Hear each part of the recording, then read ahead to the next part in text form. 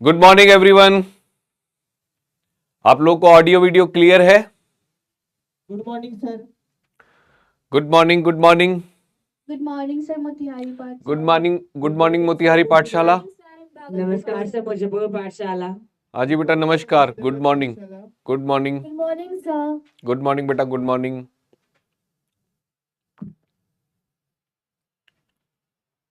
Good morning sir Bhagalpur पाठशाला। Good morning Bhagalpur पाठशाला। Good morning. गुरु जी के चरणों में प्रणाम। हाँ जी भैया, नमस्ते, प्रणाम।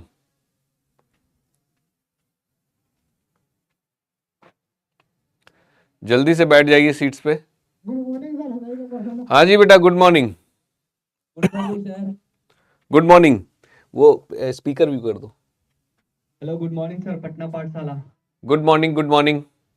Hello sir. हाँ जी, बढ़िया, दिख गए। Speaker view, speaker view. Sir एक दो डाउट है सर। हाँ बताइए। क्वेश्चन भेजते क्या हाँ भेज दीजिए। सर, अभी या फिर लास्ट में?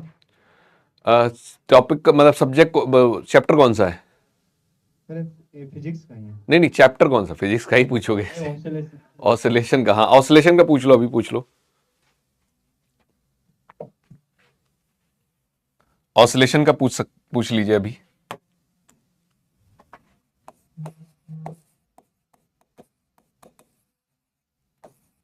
सर डीपीपी है आपके यहाँ? डीपीपी देखना पड़ेगा, होगी। सर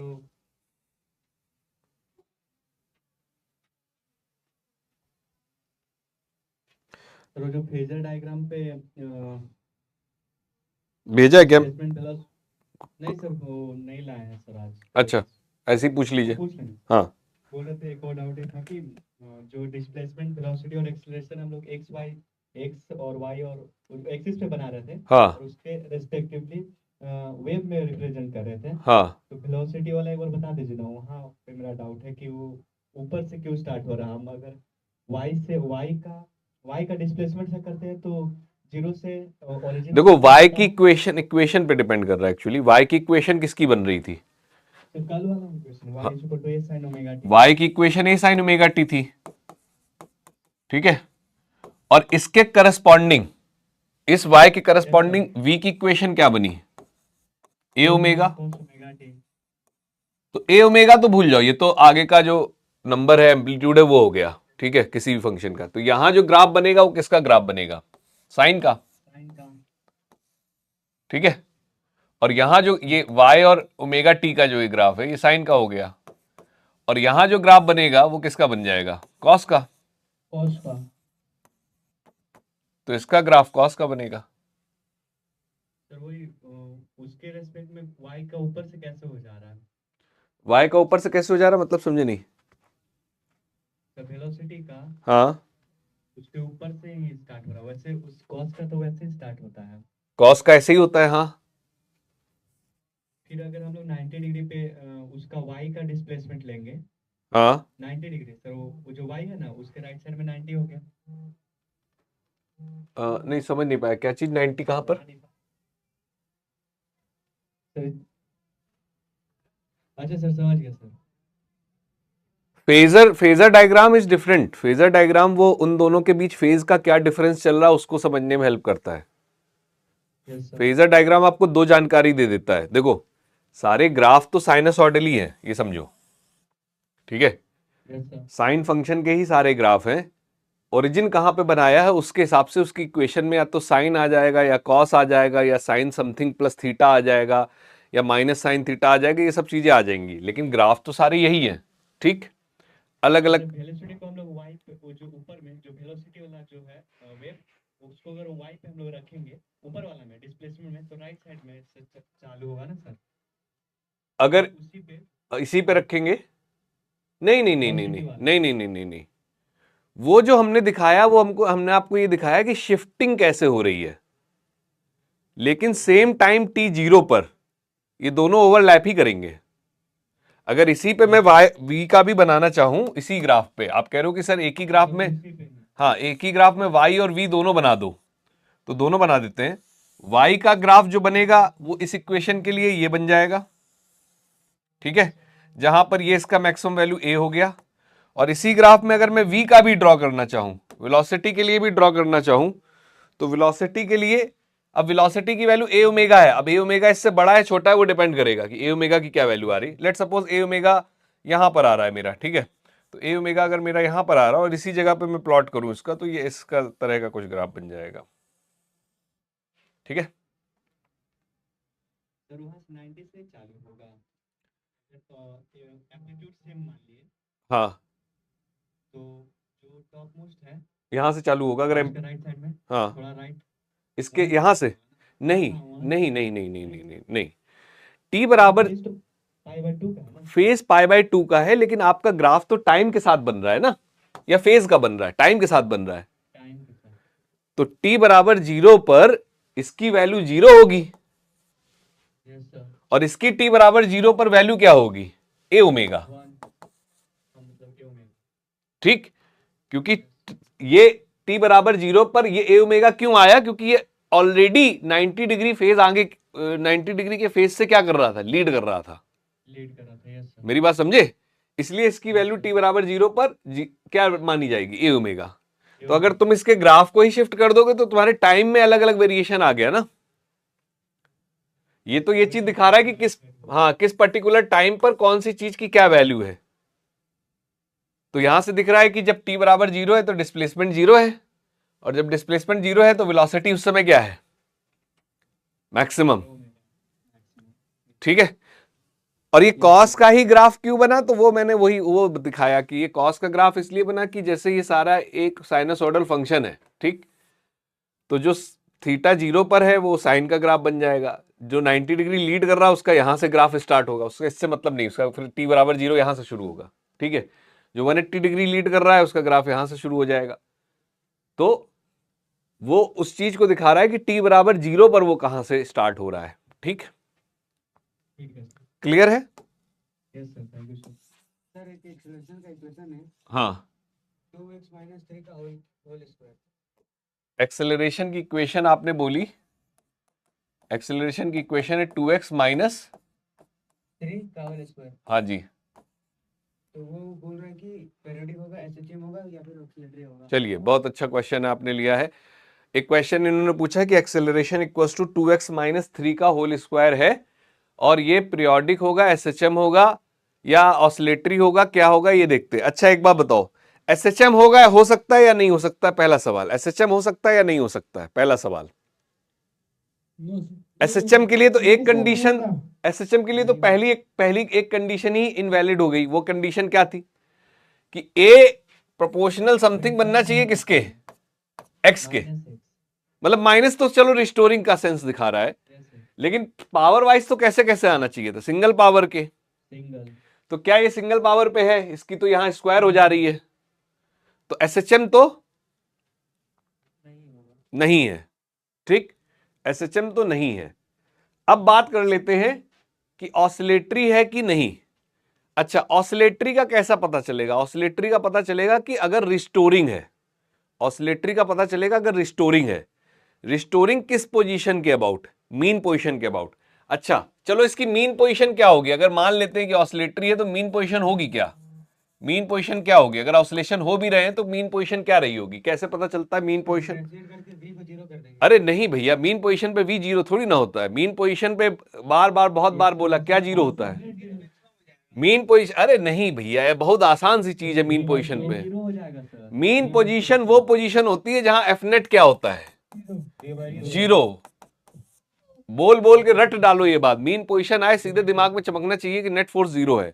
अगर मीन पोजीशन है, एफ नेट 0 होने का मतलब है ए क्या रहा होगा, 0, तो सीधे इसका मीन पोजीशन एक्स बराबर कहां पर है, ये 0 हो गया 3/2 पर। 3/2 कहने का मतलब कि अगर ऑसिलेटरी हुआ, सुनना मेरी बात को, अगर ऑसिलेटरी हुआ तो कैसा हो जाएगा, ऑसिलेटरी अगर हुआ तो ये x बराबर 3/2 है। इससे बड़ी वैल्यू के लिए एक्सेलरेशन किधर आना चाहिए, इस तरफ, और इससे छोटी वैल्यू के लिए एक्सेलरेशन किधर आना चाहिए, इस तरफ, तभी तो ऑसिलेटरी बनेगा। Yes sir. क्या ये बात समझ में आती है। x बराबर 3/2 से इधर कहीं जाएगा तो एक्सेलरेशन की डायरेक्शन रिस्टोरिंग होनी चाहिए, और x बराबर 3/2 से इधर अगर आएगा तो एक्सेलरेशन की डायरेक्शन ऐसी होनी चाहिए। ये डायरेक्शन का मतलब हुआ निगेटिव और ये डायरेक्शन का मतलब हुआ पॉजिटिव। चलो चेक करो, x बराबर 3/2 से बड़ी वैल्यू डालो, एक ऐसा आ रहा है, यहां से देख के बताओ, x बराबर 3/2 से बड़ी वैल्यू डालो, 2 डाल के देख लो, एक ऐसा आ रहा है।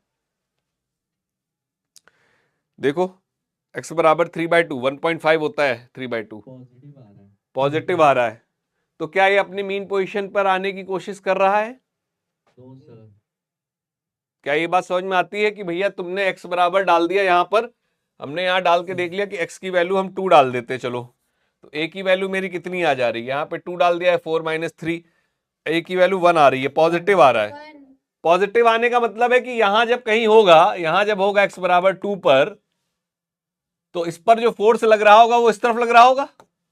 हाँ तो क्या ये अपने मीन पोजीशन पर रिस्टोर होने की कोशिश कर रहा है क्या? No sir no. तो मोशन कैसा हो गया ये? क्या ऑसिलेटरी कह सकते हैं इसको? ऑसिलेटरी मोशन होने के लिए तो मीन पोजीशन की तरफ रिस्टोर होना चाहिए। अरे बोलो, जी सर, ये तो समझ गए। समझ गए ये बात? और एक बात बताओ, क्या कभी एक्सेलरेशन ने अपनी डायरेक्शन बदली? एक्सेलरेशन x की वैल्यू कुछ भी डालते जाओ, x की वैल्यू कुछ भी डालते जाओ, a हमेशा कैसा आने वाला है? पॉजिटिव। मतलब एक ही डायरेक्शन में एक्सेलरेशन लगने वाला है हमेशा। तो क्या पीरियोडिक हो पाएगा कभी? No sir no. बात समझ में आ गई? सर ये तीनों ही नहीं होगा, ऐसे तीन मिनट में पीरियडिक होगा। नहीं। एक बार फिर समझाइए। हाँ, कहाँ पे ऑसिलेटरी वाली बात समझनी है? कौन सी? वही ऑसिलेटरी। पहले एक बात बताओ, अगर कोई फंक्शन ऑसिलेटरी होना है तो एक कंडीशन ये है कि मीन पोजीशन की तरफ उसका फोर्स रिस्टोरिंग होना चाहिए। Yes sir. वो कैसे चेक कर सकते हैं? मीन पोजीशन क्या है? जहाँ पे x 0 होगा। जहां x 0 नहीं होगा यार, ये नहीं है मीन पोजीशन की डेफिनेशन। Net देखो force फिर से zero लिखो, होगा। जहां नेट फोर्स 0 है, और नेट फोर्स यहाँ कहाँ 0 है, वो उसके लिए a 0 कर दो, ये होगी x मीन पोजीशन। 3/2 3/2 के अबाउट फोर्स हमेशा जो आने चाहिए वो रिस्टोरिंग आने चाहिए अगर ऑसिलेटरी है। मतलब इधर जाओ तो फोर्स इधर हो और इधर जाओ तो फोर्स इधर हो। क्या बात समझ पा रहे हो? हाँ। x बराबर 3/2 से इधर का कोई नंबर चूज कर लो, क्या नंबर हो सकता है? 3/2 का मतलब 1.5 हो गया, तो इधर 2 होगा। 1 कहाँ होगा इधर यार? इधर चाहिए ना मेरे को। यस सर 2 होगा। अरे ये x बराबर 0, x बराबर 1, x बराबर 1.5, x बराबर 2, ऐसे ही तो बढ़ेगा भाई आगे। यस और सर। मीन पोजीशन तुम्हारी यहां है। अगर ऑसिलेटरी होगा तो मैं दो चीजें चेक करूंगा कि इस वैल्यू पर एक इधर आ रहा है, तो x बराबर जब मैंने 2 रखा, x बराबर जब मैंने 2 रखा तो a की वैल्यू कितनी आ रही है मेरी? प्लस। 1। प्लस का मतलब एक इधर लग रहा है, इस पर इधर। Yes sir. क्या ये फोर्स इसको कभी इधर ला पाएगा? नो। रिस्टोरिंग तो नहीं बना ना। तो अगर रिस्टोरिंग नहीं बना तो फिर तो ये ऑसिलेटरी मोशन तो नहीं होगा। नहीं होगा। अच्छा, अगर ये इधर आ जाता माइनस, मान लो कि भाई 1.5 से बड़ी वैल्यू के लिए माइनस आ रहा है, तो मैं फिर 1.5 से छोटी वैल्यू के लिए चेक करता। 1.5 से छोटी वैल्यू जैसे मान लो 1 ले ली, तो 1 के लिए देखता कि वो क्या प्लस आ रहा है, वो इस तरफ आ रहा है कि नहीं। तो अगर मुझे ये दिख जाता कि एक्सेलरेशन की वैल्यू इधर जाने पर इस डायरेक्शन में है, मतलब माइनस है, और इधर इधर की किसी वैल्यू के लिए एक्स की पॉजिटिव है, तो मैं श्योर हो जाता कि भैया ये फोर्स कैसा हो गया है? ऑसिलेटरी हो गया है, मतलब उसको रिस्टोर कराने की कोशिश कर रहा है। तो मोशन हमारा कैसा कहलाता? मोशन हमारा ऑसिलेटरी मोशन कहलाता। क्या मेरी बात समझ पाए? जी सर। किसी को इसमें डाउट है? No sir. सर वेट है। हाँ, इसमें फोर्स कांस्टेंट का वैल्यू दिया 2 × 10⁶ और एम्पलीट्यूड दिया 10⁻⁻2 और टोटल मैकेनिकल एनर्जी है 160 जूल। तो उसमें पोटेंशियल हम निकाले तो 100 जूल आ रहा है, लेकिन आंसर में दिया है कि मतलब क्या बोलते हैं, काइनेटिक भी 100 जूल होगा। तो आते हैं उस पे, एनर्जी वाले पार्ट पर आते हैं। वैसे आपका क्वेश्चन एक बार बता दीजिए, क्या बोला आपने कि फोर्स कांस्टेंट है कि 2 × 10⁶ k की वैल्यू दे दी है 2 × 10⁶, ठीक? Unit newton metre. Newton metre, newton पर मीटर, ठीक है। और एम्पलीट्यूड है 10⁻⁻2 10⁻², ठीक है। और टोटल मीटर है ना? जी सर। हाँ, और मैकेनिकल एनर्जी है 160 जूल। मैकेनिकल एनर्जी है 60 जूल।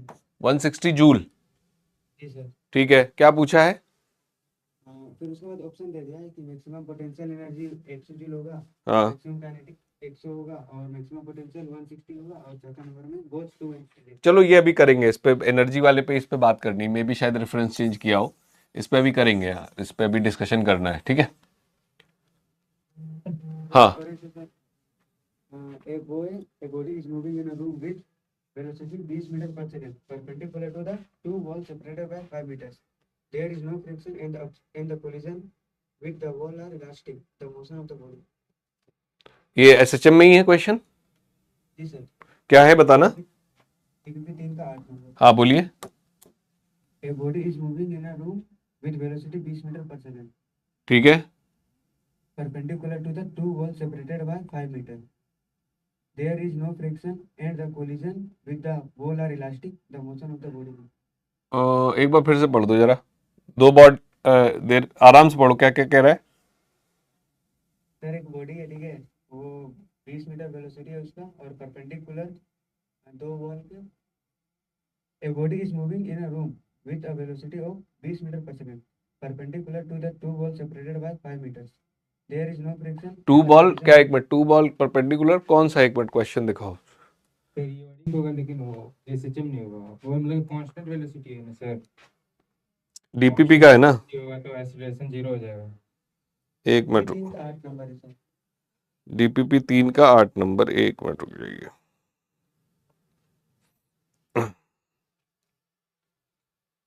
वहाँ पे constant velocity 20 metre per second दिया होगा। हाँ, इवेंट फ्लो करना। डीपीपी 3 का क्वेश्चन नंबर कौन सा बोला? 8. A body is moving in a room with velocity 20 meter per second perpendicular to the two walls.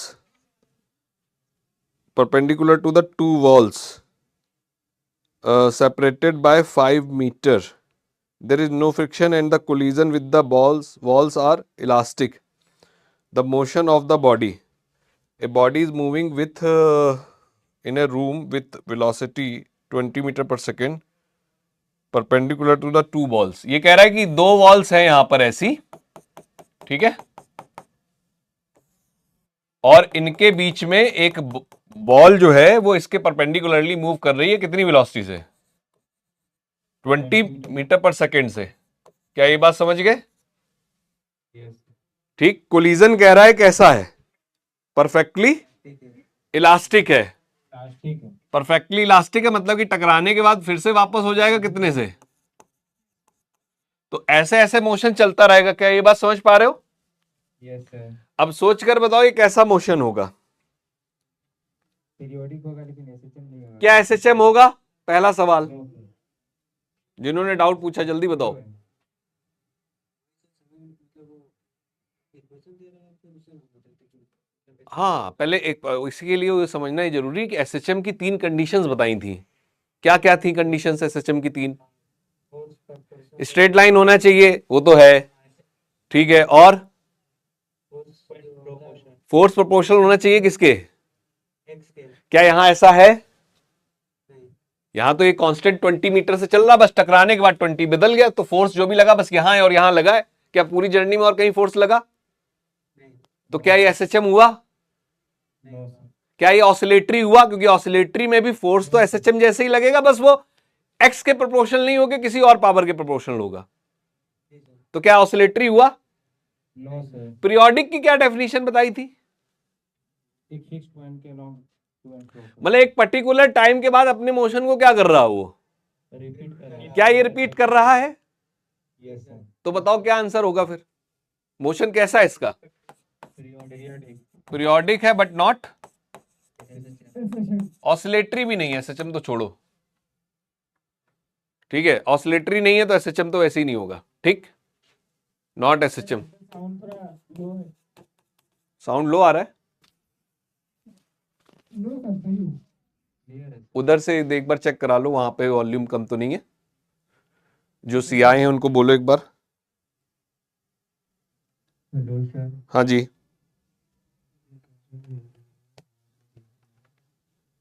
क्या बेटा, आपकी आवाज बहुत धीमी आ रही है। सर क्वेश्चन एक मोबाइल में आपके भेज दीजिए।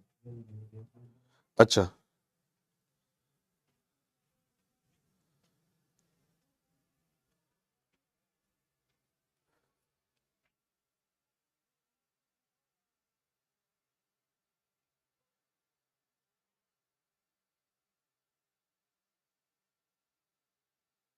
ठीक है। देखिए, इन्होंने एक क्वेश्चन भेजा है, मैं आपको रीड कर दे रहा हूं, बाकी लोग भी बताएंगे। और वैसे मैं ये डिस्कस कर चुका हूं इस चीज को। कह रहे हैं कि टू पार्टिकल्स, लेकिन वही है कि आप थोड़ा लोगों को लैंग्वेज समझने की कोशिश किया कीजिए। Two particles are oscillating along two close parallel straight line side by side. ठीक, दो पार्टिकल ऑसिलेट कर रहे हैं दो पैरेलल स्ट्रेट लाइन में जो साइड बाय साइड है। डायग्राम कैसे बनेगा, ये दो साइड बाय साइड लाइन हो गई, और कह रहा है कि they pass each other moving in opposite direction when their displacement is half of the amplitude. मतलब कि ये इसका मान लो मीन पोजीशन होगा, और हाफ ऑफ द एम्पलीट्यूड का मतलब ये जब ऊपर जा रहा है a/2 पर रहा होगा, तब ये नीचे आ रहा होगा कितने से, a/2 पर ही है और नीचे आ रहा है। ये इस तरह से पास करते हैं, ये दूसरी लाइन में लिखा हुआ है। The mean position of the two particle line on straight line perpendicular to the two particles. तो ये वही बात लिखी हुई है कि मीन पोजीशन जो है वो लाए कर रही है इन दोनों लाइंस के परपेंडिकुलर, ऐसे। ठीक, पूछ रहा है कि दोनों पार्टिकल्स का फेज डिफरेंस क्या होगा। इसका और इसका फेज डिफरेंस बताना है, क्या होगा, क्या बता पाओगे, कितना होगा? 120 इसका फेज कितना है, दिख रहा है? 30। जिन्होंने डाउट पूछा उनको इसका फेज 30 दिख रहा है। और इसका फेज कितना है, लौटते हुए आ रहा है, कितना है इसका फेज? 150 इसका फेज है 150, बोलो। यस सर तो फेज डिफरेंस कितना हो गया? 120 डिग्री क्लियर है भाई? ठीक है,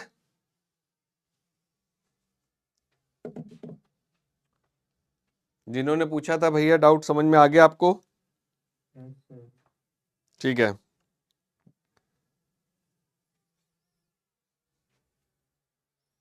चलिए कुछ फटाफट रिवीजन कर लेते हैं। जितना आपको याद रहेंगी चीजें उतना आप बढ़िया से कर पाएंगे। एसी थोड़ा कम कराओ यार, बीमार करेंगे ये लोग।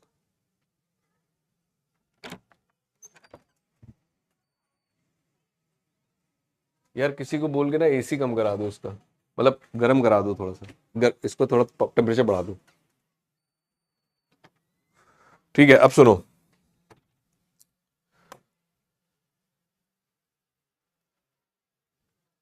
एसएचएम एक क्वेश्चन चलो लेते हैं इसी में। ये मुझे बताना जरा, एक्सेलरेशन दिया हुआ है -3x+2। ठीक, आप एक बात बताओ, मोशन कैसा है, पीरियोडिक है, एसएचएम है, क्या है, मतलब है या नहीं है, क्या कहेंगे? इस इक्वेशन को देख के पता चल रहा है कि मोशन कैसा है। और क्या ऑप्शन हो सकते थे? खाली एसएचएम है या और भी कुछ हो सकता है? पीरियोडिक है या नहीं है? जो मोशन एसएचएम होगा वो पीरियोडिक तो होगा ही, और ऑसिलेटरी भी होगा। तो ये कैसा हो गया अपने पास, अगर देखा जाए तो ऑसिलेटरी भी है, ऑसिलेटरी प्लस पीरियोडिक। इसमें कोई डाउट? मीन पोजीशन कहां है? मीन पोजीशन कहां है? 2/3 पे मीन पोजीशन कहां है? 2/3 पे फिर से बताते हैं, मीन पोजीशन का मतलब अगर निकालना है किसी भी एसएचएम में तो एक्सेलरेशन जीरो करो या फोर्स जीरो करो, तो मीन पोजीशन मिलेगी जब ए क्या होगा, जीरो। और ए जीरो होने का मतलब हो गया कि एक्स की वैल्यू क्या आ गई यहां से, इसका मतलब ये हुआ एक्स मीन। इसका मतलब ये हुआ कि -2/3 के अराउंड इसका क्या हो रहा होगा, ऑसिलेशंस चल रहा होगा। क्या ये बात क्लियर है? ठीक, चलिए ठीक है। दूसरी एक बात बताइए, एक्सेलरेशन का क्या कहते हैं, वेलोसिटी का डिस्प्लेसमेंट के साथ इक्वेशन क्या था हमारे पास? वेलोसिटी का डिस्प्लेसमेंट के साथ क्या रिलेशन था, क्या इक्वेशन था? v equals to omega under root a square minus, relation याद रहना चाहिए। और दूसरे फॉर्म में कैसे लिख सकते थे इसको? v square by a omega का whole square plus x square by a square equals to किसके? 1। ठीक। तीसरा पॉइंट आते हैं जो हम लोगों ने पिछली क्लास में किया, ओमेगा के और एम के बीच एक रिलेशन निकाला था हम लोगों ने। ओमेगा के और एम के बीच में क्या निकाला था? कितना? Omega equals to root of k by m, या फिर यहां से कह सकते हैं कि के की वैल्यू लिखी जा सकती है, के हो गया फोर्स कांस्टेंट और वो लिखा जा सकता है एम ओमेगा स्क्वायर। ठीक। साथ में हम लोगों ने एनर्जी के बारे में पढ़ा था। पोटेंशियल एनर्जी का क्या फॉर्मूला बना था हमारे पास? पोटेंशियल एनर्जी का क्या रिलेशन बना था एक्स के टर्म में? पोटेंशियल एनर्जी का हाफ कितना? M omega square x square. X तुम्हारा क्या है? डिस्प्लेसमेंट है। ठीक है। और काइनेटिक एनर्जी का क्या फार्मूला बना था? काइनेटिक एनर्जी के लिए क्या फार्मूला बना था? काइनेटिक एनर्जी का जो फार्मूला बना था वो बना था half M omega square A square minus x square. और टोटल एनर्जी क्या बनी थी? यहां से हमने देखा टोटल एनर्जी क्या बनी थी? टोटल एनर्जी जो बनी थी वो बनी थी हमारी half M omega square A square. ठीक है। इसी एनर्जी वाले पार्ट पे हम लोग कंटिन्यू कर रहे थे और उसी को थोड़ा अभी कंटिन्यू करते हैं। तो मैंने यहां पर इसके ग्राफ बनाए थे, आपको अगर याद हो तो पोटेंशियल का जो ग्राफ बनाया था एक्स के साथ में, क्योंकि इक्वेशन एक्स के साथ में है, तो पोटेंशियल का एक्स के साथ में जो ग्राफ बनाया था वो कुछ इस तरह का ग्राफ बना था। याद है कुछ? ठीक। और इसकी ये वैल्यू जब ये एक्सट्रीम पर होगा तो x बराबर a, और इधर हो गया यहां पर ये कितना? x बराबर माइनस a। और ये ग्राफ कैसे दिखा रहा है? अगर SHM कोई पार्टिकल कर रहा है तो उसको थोड़ा यहां पे भी देखते जाते हैं। ठीक है। यहां पर भी देखते जाते हैं। मान लो इस x बराबर 0 के अबाउट ऑसिलेशन हो रहे हैं, x बराबर 0 के अबाउट अगर ऑसिलेशन हो रहे हैं किसी भी ऑब्जेक्ट के, बॉडी के, वो स्प्रिंग मास सिस्टम भी हो सकता था जो ऑसिलेट कर रहा है, कोई भी सिस्टम है जिसका x बराबर 0 पे ऑसिलेट कर रहा है, तो ग्राफ से क्या दिख रहा है आपको? अभी यहाँ पोटेंशियल एनर्जी कितनी है, यहाँ पर पोटेंशियल एनर्जी कितनी है इस जगह पर, तो x बराबर 0 पर पोटेंशियल एनर्जी के फार्मूले से भी देखोगे तो यहाँ पर आपको पोटेंशियल एनर्जी कितनी दिख रही है? मिनिमम है। और मिनिमम है और कितनी है? 0। पोटेंशियल एनर्जी मिनिमम है और कितनी है? 0। ठीक। इसी में काइनेटिक एनर्जी का ग्राफ अगर देखते हैं तो काइनेटिक एनर्जी का ग्राफ कुछ इस तरह का बनता है।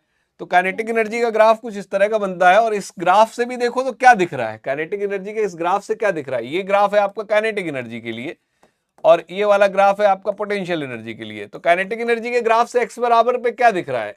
खाली येलो वाली लाइन को देखो। काइनेटिक एनर्जी x बराबर 0 पर कैसी दिख रही है? u मैक्सिमम है। और एक बात बताओ, x बराबर 0 पर वेलोसिटी मैक्सिमम है या नहीं है यहां पर? और कितनी मैक्सिमम वेलोसिटी है? a omega. तो काइनेटिक एनर्जी भी क्या होगी? काइनेटिक एनर्जी भी यहां पर क्या होगी? काइनेटिक एनर्जी भी यहां पर मैक्सिमम होगी। और कितनी काइनेटिक एनर्जी मैक्सिमम होगी? तो हाफ mv स्क्वायर भी लगा सकते हो, वहां से भी निकल आएगा, फार्मूले में भी डाल सकते हो। फार्मूले में अपने पास काइनेटिक एनर्जी का फार्मूला क्या आया था? काइनेटिक एनर्जी का फार्मूला आया था half m omega square a square minus x square, यही आया था। x की वैल्यू 0 डाल दोगे तो हाफ mv स्क्वायर बन गया। वही हाफ mv स्क्वायर से भी देख सकते हो m a square omega square, क्या यही बन जाएगा k मैक्सिमम की value?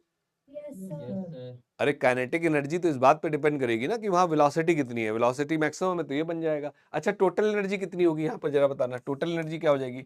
Total energy you minimum plus के मैक्सिमम होती है। ध्यान है, ये सब बातें हम लोग पहले कर चुके हैं एनर्जी के बारे में, वर्क एनर्जी थ्योरम में। तो कितना हो जाएगा? ये दोनों को जोड़ेंगे तो हो गया कितना? Half m omega square a square. Clear है? Yes, sir. एक्सट्रीम पॉइंट पर जाते हैं, जरा एक्सट्रीम पॉइंट पर जाते हैं, जरा यहां बताओ x बराबर a पर, यहां पर वेलोसिटी कितनी होगी, इस पॉइंट पर वेलोसिटी कितनी होगी, 0 एक्सट्रीम पॉइंट पर वेलोसिटी 0 होगी, तो काइनेटिक एनर्जी कितनी होगी, मिनिमम होगी, 0 और कितनी होगी, 0। ग्राफ में भी वो चीज दिख रही है कि जब x की वैल्यू a है तब इस ग्राफ में देखो तो काइनेटिक एनर्जी की वैल्यू 0 दिख रही है।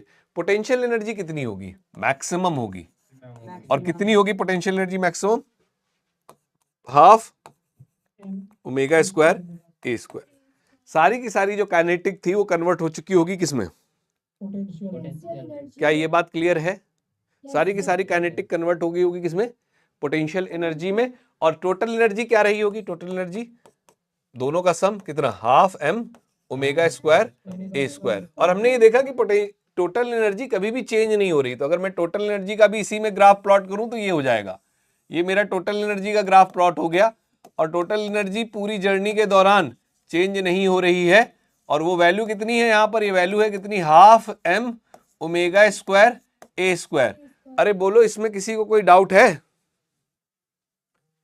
एक कोई x ऐसा आ रहा है मेरे पास, यहां पर एक x ऐसा है जिस पर देखो, अगर आप कुछ यहां x है जिस पर हमारा काइनेटिक और पोटेंशियल दोनों क्या है, बराबर है।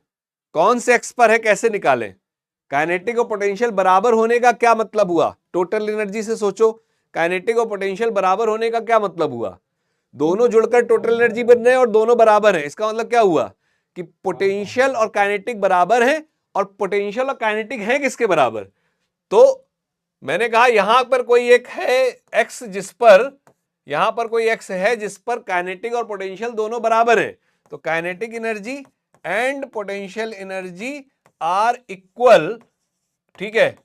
हमने कहा एट x, और ये निकालने में मेरा इंटरेस्ट है, तो क्या कर लें, कैसे निकाल रहे हैं, मतलब ये टोटल एनर्जी बराबर बराबर बटी होगी काइनेटिक और पोटेंशियल में, क्या ये बात समझते हैं भाई, यही टोटल एनर्जी बराबर बराबर बटी होगी। तो पोटेंशियल एनर्जी हम लिख लें अगर, तो वो थी हमारे पास half m omega square x square, यही थी ना पोटेंशियल एनर्जी, बोलो x के फॉर्म में यही तो है पोटेंशियल एनर्जी। और ये कितनी होगी, जहां पर ये दोनों बराबर होंगे वहां पर इसकी वैल्यू होगी कितनी, इसका आधा, टोटल का आधा, तो टोटल का आधा कितना होगा e/2, और ये कितना रहा होगा 1/, ये वैल्यू डाल दे 1/2, और इधर लिख दिया ये 1/2 m omega square A square, कितना आ गया जरा सॉल्व करके देख लो, m omega square A square सब कैंसिल आउट हो गया, x की वैल्यू कितनी आ गई देखना जरा, a/4 नहीं बेटा, a/√2, a/√2 वो पोजीशन है, a/√2 वो पोजीशन है, a/√2 वो पोजीशन है जहां पोटेंशियल बराबर है किसके, काइनेटिक के, बराबर है किसके, e/2 के। क्या मेरी बात समझ पा रहे हो। और फेज कितना रहा होगा यहां पर, यहां क्या फेज रहा होगा अगर मीन पोजीशन से स्टार्ट किया है इसने, तो a/√2 का मतलब फेज कितना रहा होगा, a/√2 का मतलब फेज रहा होगा 45 डिग्री, अगर मीन से स्टार्ट करता है, if start from mean. Extreme के केस में भी यही बन जाएगा क्योंकि a/√2 बीच में ही पड़ रहा है उसके फेज में। तो a/√2 मेरे पास ये जानकारी है जहां मुझे दिख रहा है कि पोटेंशियल और काइनेटिक बराबर है, और ये वैल्यू कितनी आ रही है, वैल्यू आ रही है मेरी 1/4 m omega square A square.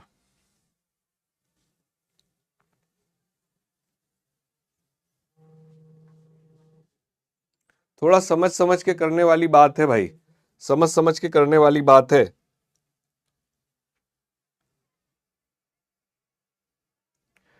क्या यहां तक की बात किसी को कोई डाउट है, कोई क्वेश्चन आ रहा है दिमाग में तो बताओ, नहीं तो फिर आगे बढ़ते हैं, इसमें कुछ और चीजें देखते हैं।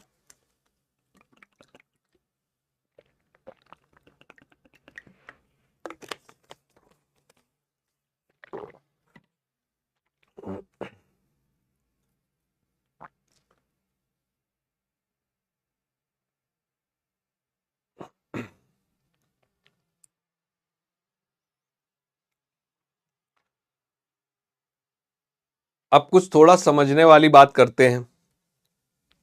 एक बात बताओ, पोटेंशियल एनर्जी तो डिपेंड करती है किस पर? रेफरेंस पर। जब हमने ये मान लिया कि मीन पोजीशन पर पोटेंशियल एनर्जी 0 है, ये तो कंफर्म है कि मीन पोजीशन पर पोटेंशियल एनर्जी मिनिमम है। 0 होगी ये तो हमने एज्यूम किया हुआ है, ठीक। अगर मैं अपना रेफरेंस पॉइंट चेंज कर दूं तो कहानी यहां से सब चेंज हो जाएगी, और कैसे चेंज होगी ये समझना। और ये बातें थोड़ी बहुत हम लोग वर्क एनर्जी पावर में भी कर चुके हैं, तो वहां की भी कुछ कुछ बात आपकी रिपीट ही हो रही है। देखिए, टोटल एनर्जी जो सम होती है, टोटल एनर्जी सम होता है आपका यू मिनिमम प्लस के मैक्सिमम लिख सकते हो, या फिर के मिनिमम प्लस यू मैक्सिमम लिख सकते हो। काइनेटिक एनर्जी के साथ चक्कर नहीं है। काइनेटिक एनर्जी बिल्कुल सीधी सीधी है। वेलोसिटी होगी तो काइनेटिक एनर्जी होगी, वेलोसिटी नहीं होगी तो काइनेटिक एनर्जी नहीं होगी। लेकिन पोटेंशियल गेम कर देता है। पोटेंशियल गेम ऐसे कर देता है कि रेफरेंस क्या लिया है आपने। एग्जाम्पल के तौर पर, अभी मेरा जो ग्राफ था, ग्राफ से इस बात को समझेंगे तो थोड़ा आप और को रिलेट कर पाएंगे। यू और एक्स का जो मेरा ग्राफ था, वो मेरा यू और एक्स का ग्राफ कुछ ये बना हुआ था, ठीक। इस ग्राफ के हिसाब से यू मिनिमम क्या है? ये मेरा यू और एक्स का ग्राफ बना हुआ है, ये मेरे यू के लिए ग्राफ बना हुआ है। यू मिनिमम क्या है? ग्राफ तो रीड कर पाते हो ना, यू इसमें वाई डायरेक्शन में यू है, तो यू मिनिमम क्या दिख रहा है आपको? यू मिनिमम आपको दिख रहा है 0, दिख रहा है ना। और यू मैक्सिमम कितना दिख रहा है? ये वैल्यू क्या है? ये वैल्यू क्या है? अभी भी की है यार, बताओ ना ये value. Total half M omega square A square. कहने का मतलब यू मिनिमम और यू मैक्सिमम के बीच डेल्टा यू कितना है? डेल्टा यू कितना है? कौन है परेशान हो रहा है? डेल्टा यू कितना है? डेल्टा यू है half M omega square A square. यही डेल्टा यू है। यही चीज क्या है? डेल्टा यू है। रेफरेंस चेंज करने से डेल्टा यू चेंज नहीं होगा। रेफरेंस चेंज करने delta change in potential energy तो फिक्स है ना। अब मैंने क्या किया? मैंने कहा भाई साहब, यही ग्राफ था, यही सेम ग्राफ है, और मैंने इसको जो है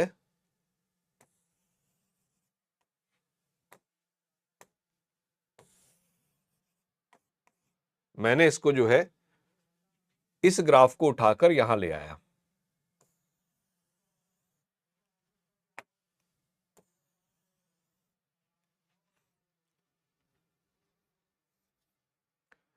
किया क्या है मैंने, एक बात बता दो, सिर्फ रेफरेंस चेंज कर दिया है। सिर्फ और सिर्फ रेफरेंस चेंज किया है, और मैंने कुछ भी चेंज नहीं किया। आप एक बात बताओ, यू मिनिमम मेरा अब 0 नहीं है। यू मिनिमम मेरा हो गया, मान लो कितना, यू नॉट। ये मेरा यू मिनिमम हो गया, ठीक है।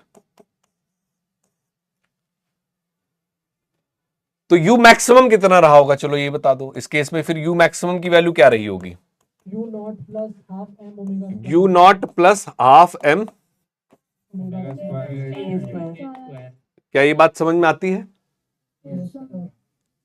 काइनेटिक एनर्जी के ग्राफ में क्या फर्क पड़ेगा? काइनेटिक एनर्जी तो इस बात पर डिपेंड करेगी कि वेलोसिटी क्या है। मीन पोजीशन पर वेलोसिटी मैक्सिमम है, एक्सट्रीम पोजीशन पर वेलोसिटी 0 है। काइनेटिक एनर्जी पे काइनेटिक एनर्जी के ग्राफ में कोई भी फर्क नहीं आएगा। वो ग्राफ जैसा था, जैसा पहले बनाया था, वैसा ही बन जाएगा। अब ये इस बात पे डिपेंड करेगा यहां कट कर रहा है नहीं कर रहा है, इस बात पे डिपेंड करेगा कि आपकी यू मिनिमम की रेंज में है या नहीं है, या ऊपर शिफ्टेड है, उससे फर्क नहीं पड़ रहा है। क्या मेरी बात समझ पा रहे हो? टोटल एनर्जी पे क्या फर्क पड़ा? कहां गई टोटल एनर्जी? कांस्टेंट रहेगी, लेकिन कहां बनेगी? ये यू मैक्सिमम का जो मार्क है वो यहां लगा देता हूं, यहां पर है यू मैक्सिमम का मार्क। और ये जो ग्राफ बन गया, ये ग्राफ बन गया किसका?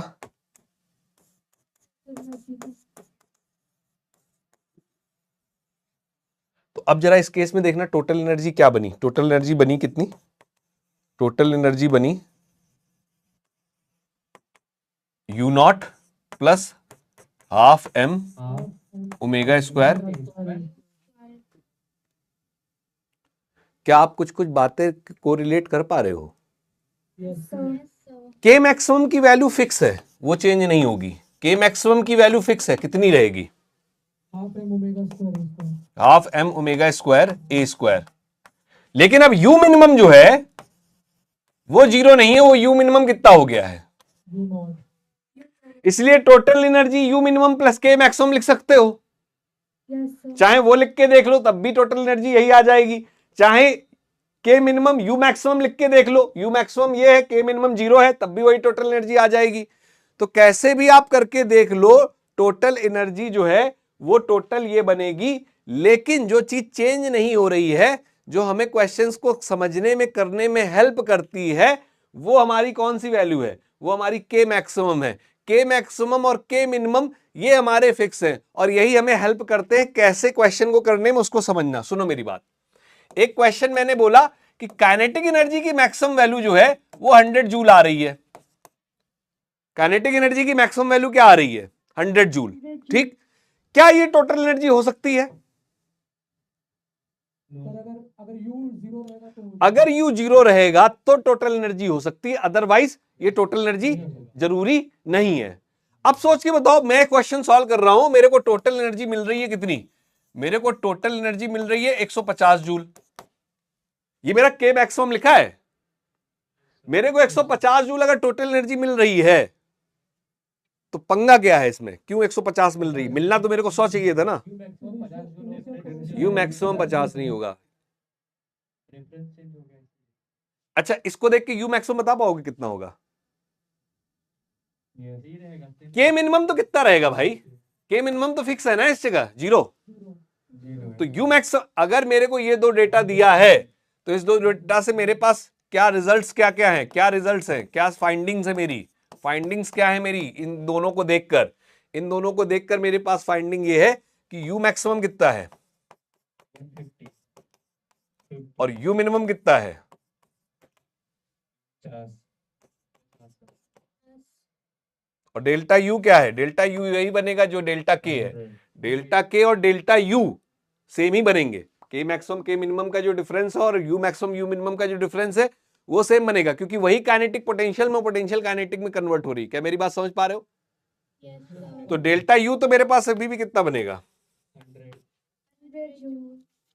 तो कभी आपको इस तरह के क्वेश्चंस में ऐसा दिखाई दे रहा हो कि मैक्सिमम काइनेटिक एनर्जी और टोटल एनर्जी बराबर नहीं है, तो समझ जाइए कि U का जो रेफरेंस है वो U मिनिमम जीरो नहीं है, U मिनिमम कुछ ना कुछ वैल्यू लिए हुए है। और बड़ी आसानी से आप इस चीज को अगर फॉलो करते हो, E बराबर U maximum plus K minimum plus बराबर K maximum plus U minimum, तो ये इससे आपको रिजल्ट्स मिल जाएंगे। और याद रखने के लिए जो फिक्स है, वो फिक्स क्या है? वो फिक्स ये है कि के मिनिमम एसएचएम के केस में कितना रहेगा, इसकी वैल्यू कितनी रहेगी? जीरो। और के मैक्सिमम भी फिक्स है एसएचएम के केस में, वो कितना रहेगा? Half M omega square A square. ये फिक्स है। क्या फिक्स नहीं है? ये फिक्स नहीं और ये फिक्स नहीं है। अरे मेरी बात समझ पा रहे हो? और इनके फिक्स ना होने की वजह से ई भी फिक्स नहीं है। अरे जल्दी से बताओ। ठीक, तो डीपीपी में एक भैया ने जो अभी डाउट में पूछा था उसी क्वेश्चन को लेते हैं। आई थिंक वो इसी बात से आधारित क्वेश्चन रहा होगा। कौन सा डीपीपी पे एनर्जी का आपका कौन सा क्वेश्चन था, किस नंबर पे? हाँ, ये को बैक साइड कीजिए होगी। सर ये वाला समझ नहीं आया, एक बार डीपीपी बहुत आई थी। हाँ बताइए, कहाँ क्या चीज नहीं समझ पाए, एक बार बताइए थोड़ा सा। सर ये क्वेश्चन हाँ एक मिनट, हाँ बताइए। समझ नहीं आया। ये क्वेश्चन समझ में नहीं आया। ठीक है, यस सर, आपने कैसे सॉल्व किया ये? हाँ हाँ हाँ समझिए, थोड़ा सा समझिएगा। एक बात ये समझ में आती है कि मैक्सिमम वैल्यू काइनेटिक एनर्जी की, आराम से सुनना, काइनेटिक एनर्जी की मैक्सिमम वैल्यू किस बात पे डिपेंड कर रही है, किस फैक्टर पे डिपेंड कर रही है? स्पीड के ऊपर। हाँ, वेलोसिटी। उसका किसी ऐसे रेफरेंस पॉइंट से लेना देना? नहीं। वेलोसिटी जीरो है तो काइनेटिक एनर्जी जीरो है, वेलोसिटी मैक्सिमम है तो काइनेटिक एनर्जी मैक्सिमम है। क्या ये बात क्लियर है? Yes sir. ठीक। टोटल एनर्जी कैसे निकलती है? Kinetic plus potential. पोटेंशियल। अब उसके डिफरेंट डिफरेंट फॉर्म बना सकते हो। काइनेटिक प्लस पोटेंशियल भी किसी पॉइंट का लेके टोटल एनर्जी निकाल सकते हो, या यू मैक्सिमम ले रहे हो तो उस समय के क्या रहा होगा, मिनिमम या फिर के मैक्सिमम ले रहे होगे तो यू क्या रहा होगा। मिनिमम। जब यू मिनिमम जीरो था तब के मैक्सिमम ही टोटल एनर्जी हो जाता था, यस सर। लेकिन पोटेंशियल एनर्जी डिपेंड करती है रेफरेंस के ऊपर कि भाई आपको यार रेफरेंस चूज कर रहे हो, उसके हिसाब से पोटेंशियल एनर्जी की वैल्यू होगी। पोटेंशियल एनर्जी में क्या चीज चेंज नहीं होती? डिफरेंस चेंज नहीं होता है। डिफरेंस, ये डिफरेंस, इस ग्राफ को कहीं भी ऊपर नीचे खिसका दो, डिफरेंस चेंज नहीं होगा। तो अगर मैंने इस ग्राफ को ऊपर खिसका दिया तो अगर मेरा यू मिनिमम अब यू नॉट हो गया तो क्या यू मैक्सिमम मेरा ये थोड़ी नहीं रहेगा, यू मैक्सिमम मेरा इसी में यू नॉट वैल्यू जुड़ जाएगी, क्योंकि ये डिफरेंस चेंज नहीं होना है। क्या ये बात समझ पा रहे हैं? लेकिन इसके कारण होगा क्या, टोटल एनर्जी मेरी चेंज हो जाएगी। तो अब अगर मैं देखूं इस क्वेश्चन में मेरे को कहा कि के मैक्सिमम है 100 जूल, तो के मैक्सिमम 100 जूल से मैं क्या ये कह सकता हूं कि टोटल एनर्जी 100 जूल होगी? जरूरी नहीं है, क्योंकि टोटल एनर्जी के मैक्सिमम प्लस यू मिनिमम पे डिपेंड करती है। अगर यू मिनिमम जीरो होता तो मेरा के मैक्सिमम ही टोटल एनर्जी हो जाता। क्या ये बात समझ पा रहे हैं? Yes sir. लेकिन अगर मेरा यू मिनिमम जीरो नहीं है, कुछ और वैल्यू है, तो टोटल एनर्जी कुछ चेंज होगी। Yes sir. तो अगर मान लो मेरे पास के मैक्सिमम की वैल्यू 100 जूल है और टोटल एनर्जी 150 जूल है, तो ऐसा क्यों हो रहा है? ऐसा क्यों हो रहा है? ऐसा इस वजह से ही हो रहा है कि इस सिचुएशन में जो minimum point, minimum potential energy है उसको जीरो नहीं माना गया है, उसको कुछ ना कुछ वैल्यू माना गया है। क्या ये बात समझ पाए? Yes sir. ठीक। हाँ सर पीछे कर दी स्लाइड। एक मिनट, ये समझा लें कि ना समझाएं, रोक दें यहाँ पे। तुम बताओ बताओ क्या करें, ये समझा कंटिन्यू कर लें कि रोक दें, इसको पीछे करके फिर से वापस लौटें?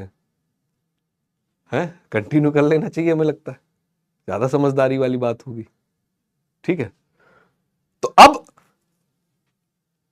मेरे पास यहां पर टोटल एनर्जी 150 आ गई है और के मैक्सिमम 100 है, और ये जो डिफरेंस है, इस डिफरेंस से मुझे ये भी अंदाजा लग रहा है कि मेरा यू मिनिमम 50 जूल ही रहा होगा। क्यों? ऐसे भी देख सकते हो, टोटल एनर्जी आपका यू मैक्सिमम प्लस के मिनिमम होगा। श्योर शॉट जो मुझे पता है कि वो के मिनिमम जो है, वो के मिनिमम हमारा जीरो ही होगा, ये कंफर्म है एसएचएम के केस में। तो जो ई की वैल्यू आ रही है, आप रिलेशन भी लगाते हो तो आप उससे भी निकाल सकते हो कि जो ई की वैल्यू है यही आपका यू मैक्सिमम होगा। क्या ये बात समझ पाए? तो यहां से मुझे सीधा दिख रहा है कि यू मैक्सिमम की वैल्यू कितनी रही होगी, 150। और अगर मैं इस रिलेशन को लगा दूं के maximum plus U minimum total E के बराबर, तो के मैक्सिमम भी फिक्स है, के मैक्सिमम फार्मूले वाइज फिक्स है, तो वैल्यू वाइज भी फिक्स ही निकलेगा, और वो मेरा इस केस में 100 जूल दिया हुआ है, तो उससे मुझे पता चल रहा है यू मिनिमम कितना आ रहा है, 50।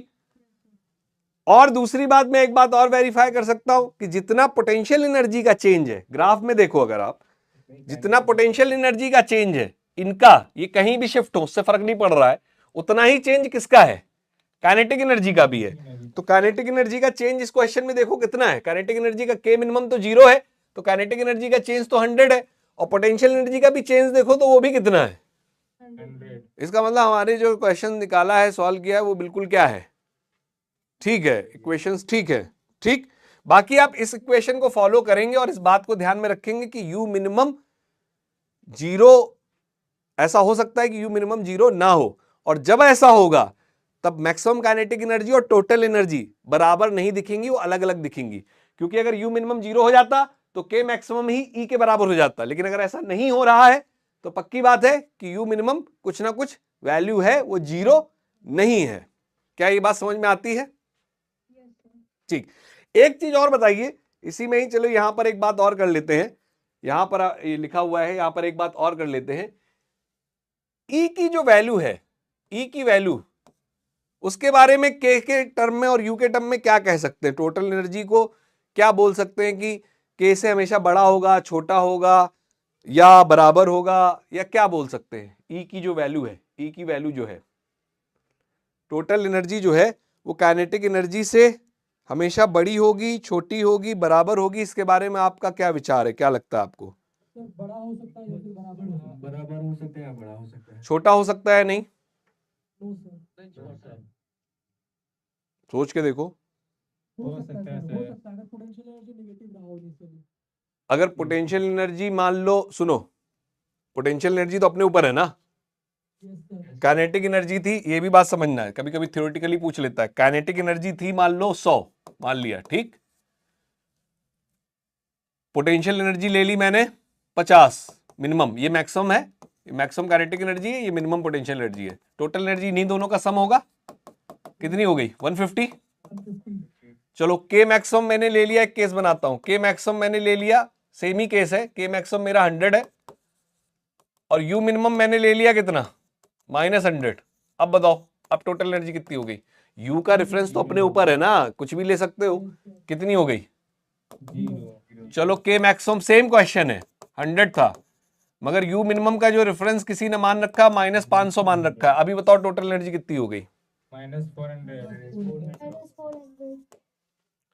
तो अब एक बात सोच कर बताओ कि इन जनरल हम टोटल एनर्जी के बारे में क्या लिख सकते हैं, क्या अंडरस्टैंडिंग आई आपकी टोटल एनर्जी को देख के, कि टोटल एनर्जी जो है वो टोटल एनर्जी काइनेटिक से बड़ी भी हो सकती है, के से कह लो या काइनेटिक मैक्सिमम कह लो, कोई फर्क नहीं पड़ रहा है, और टोटल एनर्जी काइनेटिक से क्या हो सकती है, छोटी भी और बराबर हो सकती है। पोटेंशियल के बारे में क्या जानकारी आई, पोटेंशियल के बारे में क्या जानकारी आई, बड़ी होगी। काइनेटिक की मिनिमम वैल्यू क्या रहेगी, अगर कितनी भी मिनिमम जाते हो तो काइनेटिक की मिनिमम वैल्यू 0 ही होगी, निगेटिव नहीं हो सकती है। क्या ये बात क्लियर है। तो टोटल एनर्जी के बारे में और पोटेंशियल के बारे में क्या रिलेशन लिखा जा सकता है कि टोटल एनर्जी जो है वो पोटेंशियल से या तो बड़ी होगी, क्योंकि टोटल एनर्जी में काइनेटिक का टर्म भी जुड़ रहा है, या बराबर होगी। क्या ये बात क्लियर है। कभी भी ई जो है वो पोटेंशियल से छोटा नहीं हो सकता है, ये चीज नॉट पॉसिबल, क्योंकि टोटल एनर्जी में काइनेटिक प्लस पोटेंशियल आता है, तो पोटेंशियल की वैल्यू है और काइनेटिक की कुछ ना कुछ प्लस वैल्यू हो जाएगी, तो टोटल एनर्जी हमेशा पोटेंशियल से थोड़ी क्या आएगी, या तो बराबर होगी या उससे क्या आएगी, बड़ी आएगी, छोटी नहीं हो सकती है। क्या ये बात क्लियर है। इसको लिख लीजिएगा कि ये पोटेंशियल के लिए ये लागू होगा, काइनेटिक के लिए ये लागू होगा, और ये तो कभी पॉसिबल ही नहीं है। जैसे एक एनसीईआरटी में एक एग्जांपल दिया हुआ है, क्वेश्चन दिया हुआ है एनसीईआरटी में, और वो क्वेश्चन कहता है कि करेक्ट ग्राफ बताओ, तो क्या ये ग्राफ पॉसिबल है, जरा सोच के बताना। ऐसे ही बस एक ग्राफ बना दिया, यहां पे बोल दिया ई है, ठीक है, और यहां पे बोल दिया यू है, ठीक, और यहां पे ई और यू का ये ग्राफ बोल दिया। बताओ ये ग्राफ पॉसिबल है या नहीं है, ये ग्राफ पॉसिबल है या नहीं है। पॉसिबल है, ठीक है। चलो इस ग्राफ को बताओ, इस ग्राफ को बताना कि ई का रेफरेंस दे दिया यहां पर है और के बोल दिया यहां पर है, ठीक है। ये ग्राफ पॉसिबल है कि नहीं है। काइनेटिक एनर्जी लिखी है, पॉसिबल है या नहीं है। अरे जो ऊपर बात लिखी हुई है ना, ये इसी को बना रहे हैं, बस इसी को ग्राफ में ड्रॉ कर रहे हैं। चलो ये बताओ ये ग्राफ पॉसिबल है कि नहीं है। ई यहां पर दे दिया और के यहां पर दे दिया, बोलो ये ग्राफ पॉसिबल है या नहीं है। ये पॉसिबल है, ठीक है।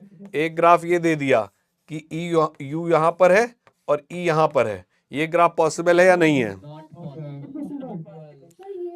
ये ग्राफ पॉसिबल नहीं है। ई की वैल्यू हमेशा यू से क्या आएगी, बड़ी आएगी। चलो अच्छा एक बात बताओ, यहाँ पर बराबर आएगी। एक बात ये बताओ, चलो ये ग्राफ पॉसिबल है या नहीं है। इन दोनों में बड़ी वैल्यू कौन सी है। निगेटिव में बना दिया ना मैंने, तो बड़ी वैल्यू ये हो गई। क्या बात समझ पा रहे हो। ठीक है, तो ये ग्राफ लिखते जाएंगे, ग्राफ इज पॉसिबल, ये भी पॉसिबल है, पॉसिबल, नॉट पॉसिबल। यू बड़ा नहीं हो सकता ई से कभी भी, और ये ठीक है। ये इस वाले ग्राफ में के ऊपर है ना, काइनेटिक एनर्जी ज्यादा है, तो काइनेटिक एनर्जी E से ज्यादा भी हो सकती है, काइनेटिक एनर्जी E से कम भी हो सकती है, काइनेटिक एनर्जी E के बराबर भी आ सकती है। Yes, sir. काइनेटिक के साथ कोई लोचा नहीं है। पोटेंशियल एनर्जी कभी भी E से बड़ी नहीं हो सकती है, ठीक है, या तो उससे बराबर होगी या छोटी होगी। तो रिलेशन वही है कि काइनेटिक एनर्जी ग्रेटर E हो सकता है, काइनेटिक एनर्जी लेस E हो सकता है, पोटेंशियल जो है काइनेटिक एनर्जी बराबर E हो सकता है, पोटेंशियल हमेशा लेस देन और इक्वल टू E होगा, potential never greater than E।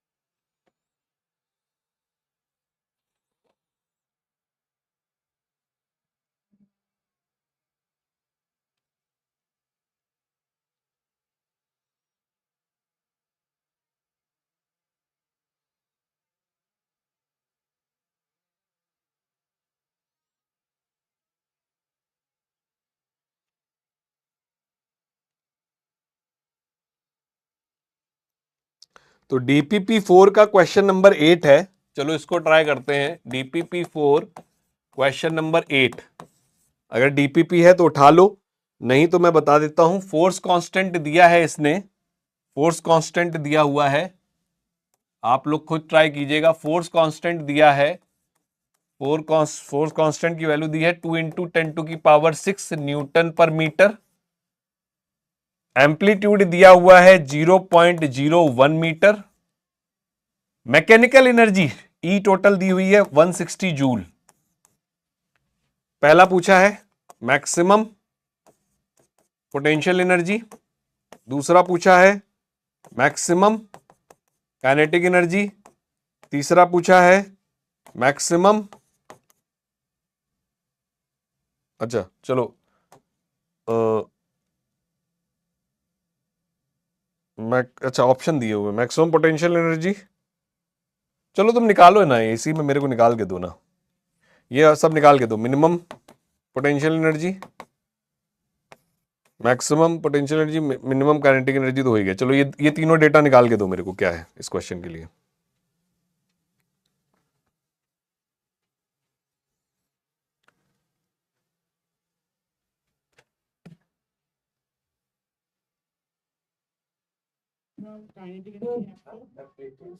के मैक्सिमम के लिए डायरेक्ट फार्मूला लगा सकते हैं या नहीं, इसमें कोई दिक्कत नहीं है। के मैक्सिमम क्या रहा होगा, half M omega square A square लग जाएगा या नहीं। Yes, sir. Half K. Velocity के ऊपर डिपेंड करेगा, मैक्सिमम वेलोसिटी ए ओमेगा होती है। लगा के बताओ के मैक्सिमम कितना आ रहा है, सारा डेटा दिया है। 100. एम ओमेगा स्क्वायर की जगह क्या डाला जा सकता है, K.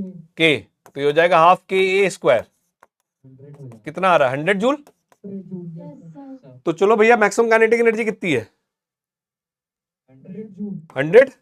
ये कंफर्म हो गया। Yes, sir.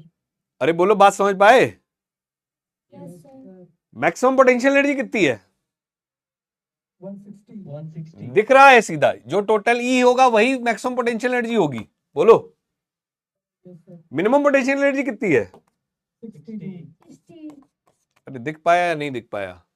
Yes, sir. और मिनिमम काइनेटिक तो कंफर्म ही है यार, कितनी होगी। 0. के मिनिमम तो सोचना ही नहीं है। 0. पोटेंशियल मत निकालो, इन क्वेश्चंस में फार्मूला लगा के पोटेंशियल नहीं निकाल पाओगे। काइनेटिक कंफर्म हो कि मैक्सिमम काइनेटिक यही होगी और मिनिमम काइनेटिक यही होगी, उसके बाद पोटेंशियल को सोचो टोटल एनर्जी देख के, गलती नहीं होगी। जिन्होंने क्वेश्चन पूछा था भैया बात समझ में आ गई। जी सर। Yes, sir.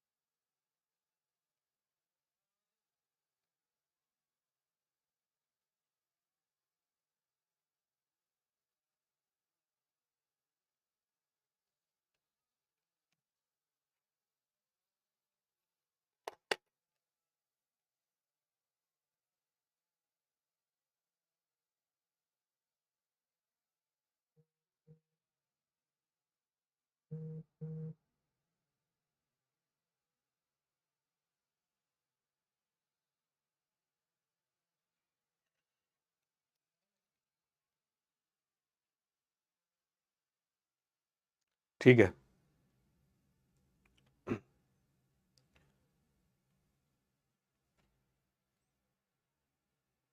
हाँ पीछे का किसी ने भैया ने नोट करना था कुछ, ये वाला था वो तो बीच में रह ही गया। गिरडी पाठशाला से शायद पूछा था, ये नोट करना था। हाँ नोट कर लीजिए, अभी बता देते, अभी बता नहीं रहे जब बोलना था।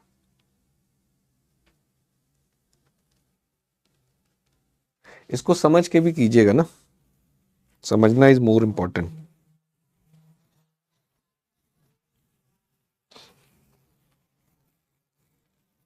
एनर्जी का जो आ रहा है, पोटेंशियल एनर्जी, काइनेटिक एनर्जी और टोटल एनर्जी का थियोरेटिकली समझ में आ गया, सिर्फ ग्राफिकली समझ नहीं आ रहा है। ये वाला, ये ग्राफ, नहीं ये नहीं। हाँ और जिसमें पोटेंशियल एनर्जी का और रेफरेंस चेंज हुआ था ना उसमें। हाँ एक मिनट आता हूँ, इसको एक बार नोट कर लें भैया।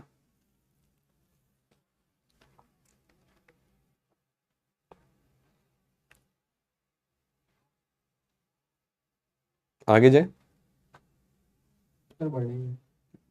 देखिए ये वाला ग्राफ समझ में आता है। Yes sir. रेफरेंस चेंज करने से होगा क्या, कुछ ना कुछ, बस यही फंक्शन, जो फंक्शन था यू का फंक्शन क्या था, यू का फंक्शन था half M omega square x square, यही फंक्शन था ना। Yes sir. इसी फंक्शन में कुछ ना कुछ वैल्यू जुड़ गई, कितनी। Yes sir. तो यही पूरा ग्राफ शिफ्ट हो गया कितने से, यू नोट। समझ गए। Yes sir. लेकिन काइनेटिक एनर्जी तो ऐसे किसी रेफरेंस पे डिपेंड करेगी नहीं, तो काइनेटिक एनर्जी तो अभी भी वही रहेगी, कितनी, half M omega square A square minus x square. बोलो, यस तो इसके कर्व पे कोई फर्क नहीं पड़ेगा। लेकिन टोटल एनर्जी अगर अभी भी जोड़ोगे तो कितनी होगी, एक्स स्क्वायर वाले टर्म कैंसिल आउट हो जाएंगे, खाली ये यू नॉट वाला बचेगा, तो टोटल एनर्जी हो जाएगी half M omega square A square plus जो ये एडिशनल टर्म यहां आ गया था वो। और वैसे भी देखा जाए तो ये वाली वैल्यू और ये वाली वैल्यू जुड़कर ही क्या बन रही है, टोटल एनर्जी यहां की। क्या नहीं समझे, समझ गए सर। तो वो टोटल एनर्जी का ग्राफ यहां पहुंच जाएगा। यस समझ गए। ठीक है, जी सर। आगे बढ़े। हाँ, टोटल एनर्जी यू मैक्सिमम के बराबर हो जाएगा। टोटल एनर्जी यू मैक्सिमम के बराबर हो जाएगा, क्योंकि के मिनिमम क्या है, टोटल एनर्जी क्या लिखी जा सकती है, देखिए ना, टोटल एनर्जी जो लिखी जा सकती है, हाँ टोटल एनर्जी क्या लिखी जा सकती है, अगर इससे भी देखो आप लॉजिकली भी, तो टोटल एनर्जी लिखी जा सकती है के मिनिमम प्लस यू मैक्सिमम। कहीं लिखा हुआ है, देखो एक मिनट, कहाँ लिखा हुआ है, टोटल एनर्जी कहीं लिखी जा सकती है, टोटल एनर्जी लिखी जा सकती है के मिनिमम प्लस यू मैक्सिमम, और के मिनिमम तो श्योर शॉर्ट यहाँ कितना रहेगा एसएचएम में, 0, तो टोटल एनर्जी यू मैक्सिमम के बराबर हो जाएगी। Yes sir. ठीक है, एनर्जी की इक्वेशन ये जो हमने लिखी है पोजीशन के टर्म में लिखी हुई थी, अब यही एनर्जी की इक्वेशन अगर हम लोग टाइम का फंक्शन बनाते हैं तो क्या बनेगा, एनर्जी वेरिएशन विथ टाइम, कैसे वेरी कर रही है टाइम के साथ उसको भी देखते हैं, विथ टाइम। ठीक, क्या इक्वेशन क्या आई थी मेरे पास, अगर मैं देखूं पोटेंशियल एनर्जी की क्या इक्वेशन आई थी मेरे पास, पोटेंशियल एनर्जी की मेरे पास आई थी equation half M omega square x square, और डिस्प्लेसमेंट x मैंने क्या लिखा हुआ था equation wise, a sine omega t. अगर मैं ये इक्वेशन लेके चल रहा हूं, ये मान के चल रहा हूं कि मीन पोजीशन से स्टार्ट हुआ है, तो पोटेंशियल एनर्जी के टाइम के साथ क्या इक्वेशन आ जाएगी, x की वैल्यू यहां सब्स्टिट्यूट कर दूं तो ये हो गया half M omega square A square sine square omega T. क्या ये बात समझ में आती है। Yes sir. Similarly kinetic energy मेरे पास क्या थी, काइनेटिक एनर्जी मेरे पास थी हाफ एम वी स्क्वायर, और v की इक्वेशन टाइम के टर्म में क्या हो जाएगी, v की इक्वेशन यहीं से देखें तो हो जाएगी a omega cos omega T. तो अगर मैं इसको वैल्यू को यहां सब्स्टिट्यूट कर दूं तो काइनेटिक एनर्जी मेरे पास हो जाएगी half m omega square a square cos square omega T. क्या बात समझ में आती है। और काइनेटिक और पोटेंशियल दोनों को ऐड कर दूं तो total energy sign square theta plus cos square theta 1 हो गया, तो टोटल एनर्जी मेरी half m omega square a square हो गई। मतलब ये किसी टाइम पर डिपेंड नहीं कर रही है, हमेशा कांस्टेंट है। मगर यहां से इक्वेशन देख के दिख रहा है कि ये वैल्यू साइन के फंक्शन के हिसाब से, साइन स्क्वायर के फंक्शन के हिसाब से चेंज कर रही है टाइम के साथ, ये वैल्यू कॉस स्क्वायर के फंक्शन के साथ चेंज कर रही है। क्या किसी को साइन स्क्वायर थीटा और कॉस स्क्वायर थीटा का ग्राफ याद है कैसा बनता था? साइन स्क्वायर थीटा और कॉस स्क्वायर थीटा का ग्राफ याद है कैसा बनता था? ऊपर में ही बनता है। जैसे हाँ, ये अगर मान लो, एक बार देख लेना ये बात, ये अगर साइन थीटा का ग्राफ है, y और थीटा के बीच बनाया है, y equals to sine theta का ग्राफ, तो इसका ग्राफ कैसा बनता है? इस तरह का। ये एक साइकिल हुई, ठीक। और अगर यही मुझे बनाना हो किसका ग्राफ, यही मुझे बनाना हो y equals to sine square theta का ग्राफ, ठीक, y equals to sine square theta का ग्राफ, तो वो ग्राफ कैसे होता है? वो ग्राफ होगा, हल्का सा कर्व चेंज होता है, हल्का सा यहां से ऐसे कर्व होता है, लेकिन ग्राफ इस तरह से बनता है, ठीक है। तो एक चीज और देख के देखो, इसकी साइकिल एक कितनी, कहां से, साइकिल का मतलब जहां से ये ग्राफ रिपीट कर रहा है, ये ग्राफ यहां से रिपीट कर रहा है, तो इसकी एक साइकिल इतनी है, ठीक। और इसकी एक साइकिल देखो कहां से कहां तक की है। साइन थीटा के ग्राफ की साइकिल ये है, ये एक साइकिल है, और इसकी एक साइकिल यहां से, ये ग्राफ यहां से रिपीट कर दे रहा है ना अपने आप को, तो इसकी एक साइकिल ये हो गई। क्या बात समझ में आती है? अगर इसका टाइम पीरियड t है मान लेते हैं, तो इसका टाइम पीरियड मतलब एक साइकिल को कंप्लीट करने का टाइम, तो इसका अगर टाइम पीरियड t है, तो सेम उस पे ही देखा जाए तो इसका टाइम पीरियड क्या हो जाएगा? क्या मेरी बात समझ में आती है? अगर इसका टाइम पीरियड हाफ हो गया है, मतलब इसकी फ्रीक्वेंसी कैसी होगी? डबल, क्योंकि फ्रीक्वेंसी 1 होती है किसके? टाइम पीरियड के, ठीक है। चलो कॉस थीटा का ग्राफ देख लेते हैं। कॉस थीटा का ग्राफ कैसा होता है? y equals to cos theta का ग्राफ देख रहे हैं। कॉस थीटा का ग्राफ कैसा बनता है बेटा? याद रखने में बड़ी आसानी है। कॉस थीटा का कैसे बनता है?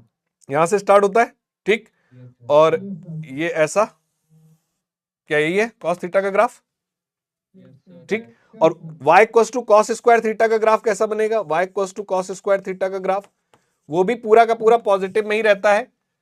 और कैसे बन जाएगा? तो यहां से शुरू होगा, यहां से शुरू होगा, समझ पाए? तो इसकी भी एक साइकिल तो यहां कंप्लीट हो रही है, मगर इसकी एक साइकिल देखो यहां, यहीं कंप्लीट होगी कि नहीं? तो इसका भी टाइम पीरियड क्या होगा?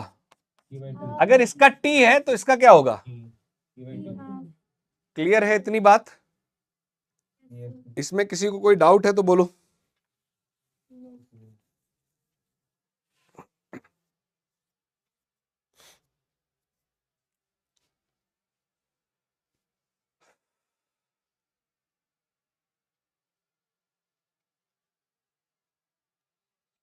एक चीज और है, आप आगे इसको ध्यान भी रखिएगा। Average value of sine square function क्या होती है एक साइकिल की? Average value of sine square theta for 1 cycle. ये डेटा आप याद रखेंगे तो बहुत बढ़िया बात है। एवरेज वैल्यू कैसे निकलती है किसी ग्राफ के लिए? एवरेज वैल्यू का रिलेशन होता है area under the curve upon base length.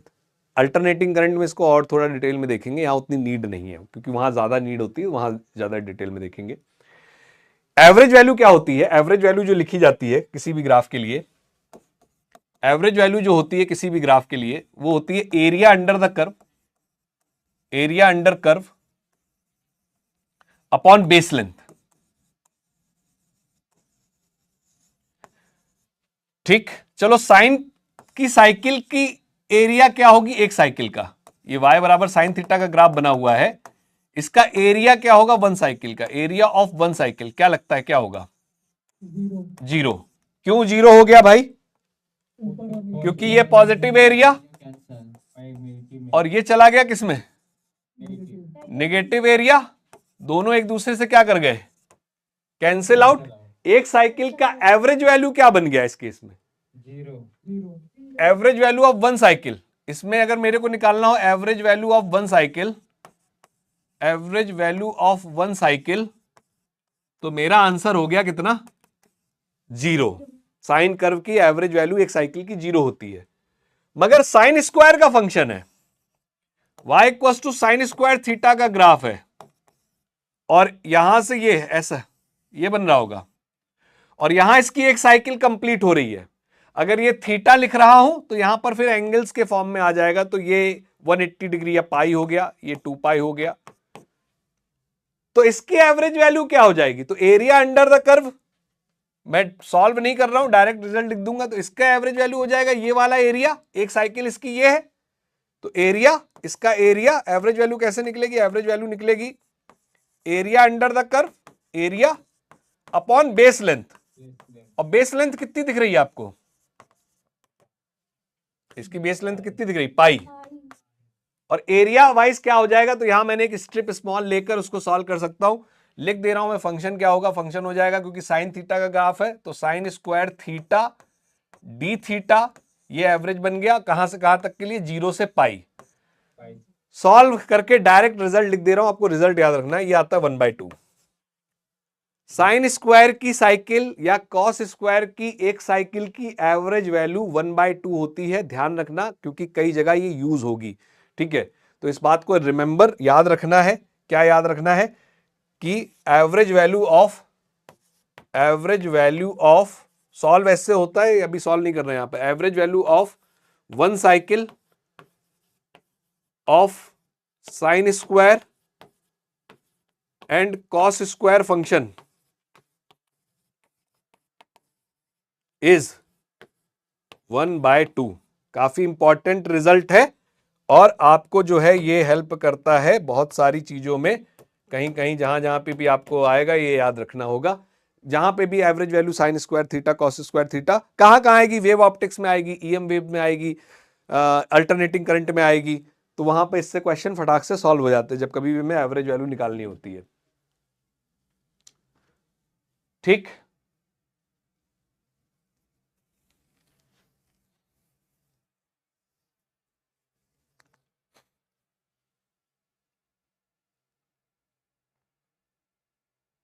एक सेकंड सर। हाँ नोट कर लो।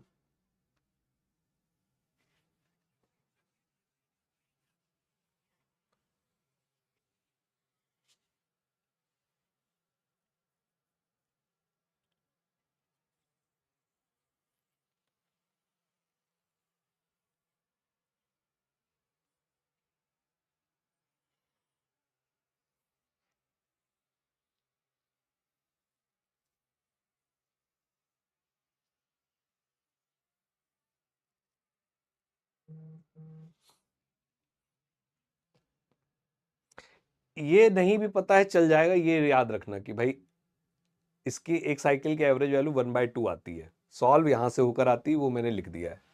और ये फंक्शन कैसे बना है, अगर इसमें कोई डाउट है तो वो भी बता देते हैं। भाई हमने इसका एरिया निकालना था, तो मैंने क्या किया, मैंने जो है यहां पर एक स्मॉल स्ट्रिप मान ली, ये इसका एरिया निकाल लिया। और इसका एरिया क्या निकला? ये वाई, ये लंबाई होगी वाई, और ये छोटी डिस्टेंस हो गई डी थीटा। तो वाई की जगह लिख दिया साइन स्क्वायर थीटा, और ये हो गया डी थीटा। और कहा कि ऐसे सारे के सारी स्ट्रिप्स ऐड हो जाएंगी। ऐड होने का मतलब इंटीग्रेट हो गई, कहां से कहां? 0 से लेके पाई तक। तो ये एक्सप्रेशन वहां से लिखा, बाद में इंटीग्रेट किया है। अब इंटीग्रेट मत कराओ, क्योंकि वो इतनी नीड है नहीं यहां पे।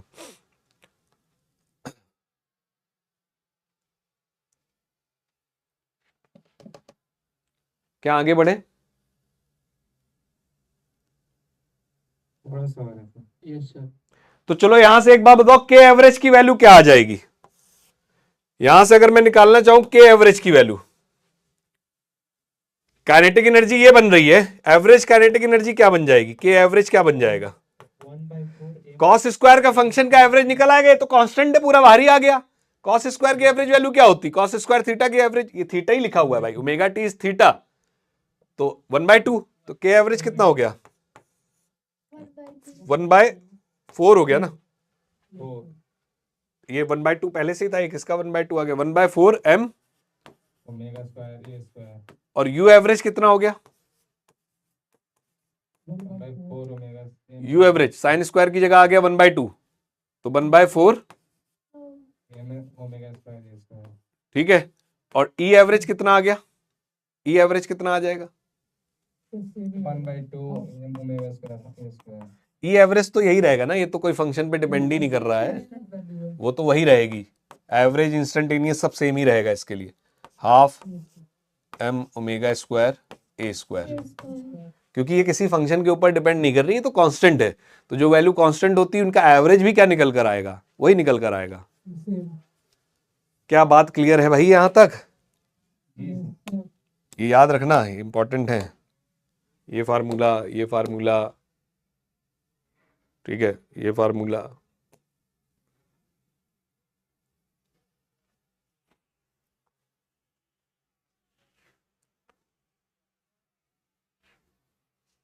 आगे बढ़े बेटा।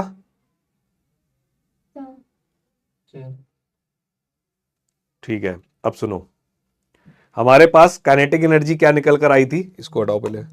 हमारे पास काइनेटिक एनर्जी, अगर तुम जैसे जैसे मैं साथ में बोलता हूं ना, अगर तुम मेरे साथ भी बोलो तो भी तुमको फार्मूले याद हो जाएंगे, तुम बोलोगे ही नहीं तो कहां से याद होंगे।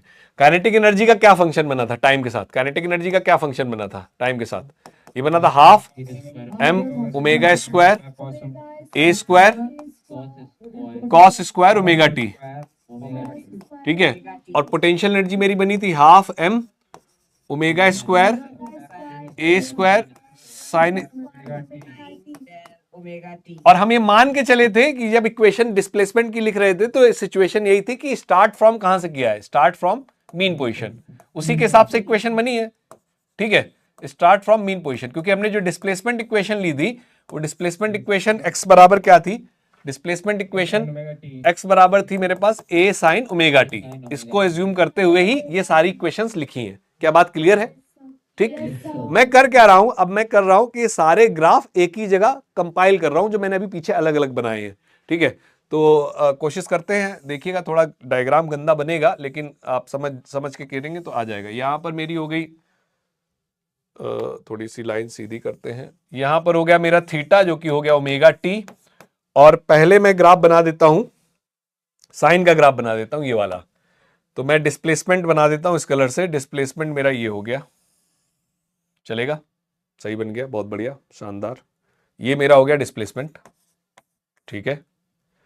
और पोटेंशियल एनर्जी कहां है, पोटेंशियल एनर्जी साइन स्क्वायर का कर्व है, कैसे बन जाएगी पोटेंशियल एनर्जी का ग्राफ, कैसे बन जाएगा पोटेंशियल, इसमें इसका ग्राफ नहीं घुसेड़ते, रुको गड़बड़ हो जाएगा, नहीं तो गचर बचर मच जाएगी, ठीक है। पोटेंशियल एनर्जी का बना देते हैं सबसे पहले, साइन स्क्वायर का कर्व है, क्या ऐसे बन जाएगा,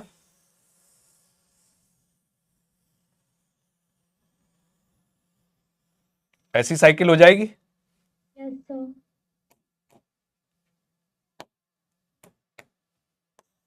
इसका ये रेफरेंस बना देते हैं, ठीक है। चलो अब बात कर लेते हैं, ये तो ग्राफ हो गया भैया पोटेंशियल एनर्जी का, ये तो ग्राफ हो गया पोटेंशियल एनर्जी का, ठीक है, ध्यान रखेंगे। और अब आ जाओ, अलग कलर ले लेता हूं, रेड ले लेता हूं। काइनेटिक एनर्जी का किसका ग्राफ है, कॉस स्क्वायर का। तो कॉस स्क्वायर का ग्राफ है, कहां से स्टार्ट होगा, टॉप से, ठीक है। तो यहां से स्टार्ट होगा और इस तरह का बन जाएगा, यस सर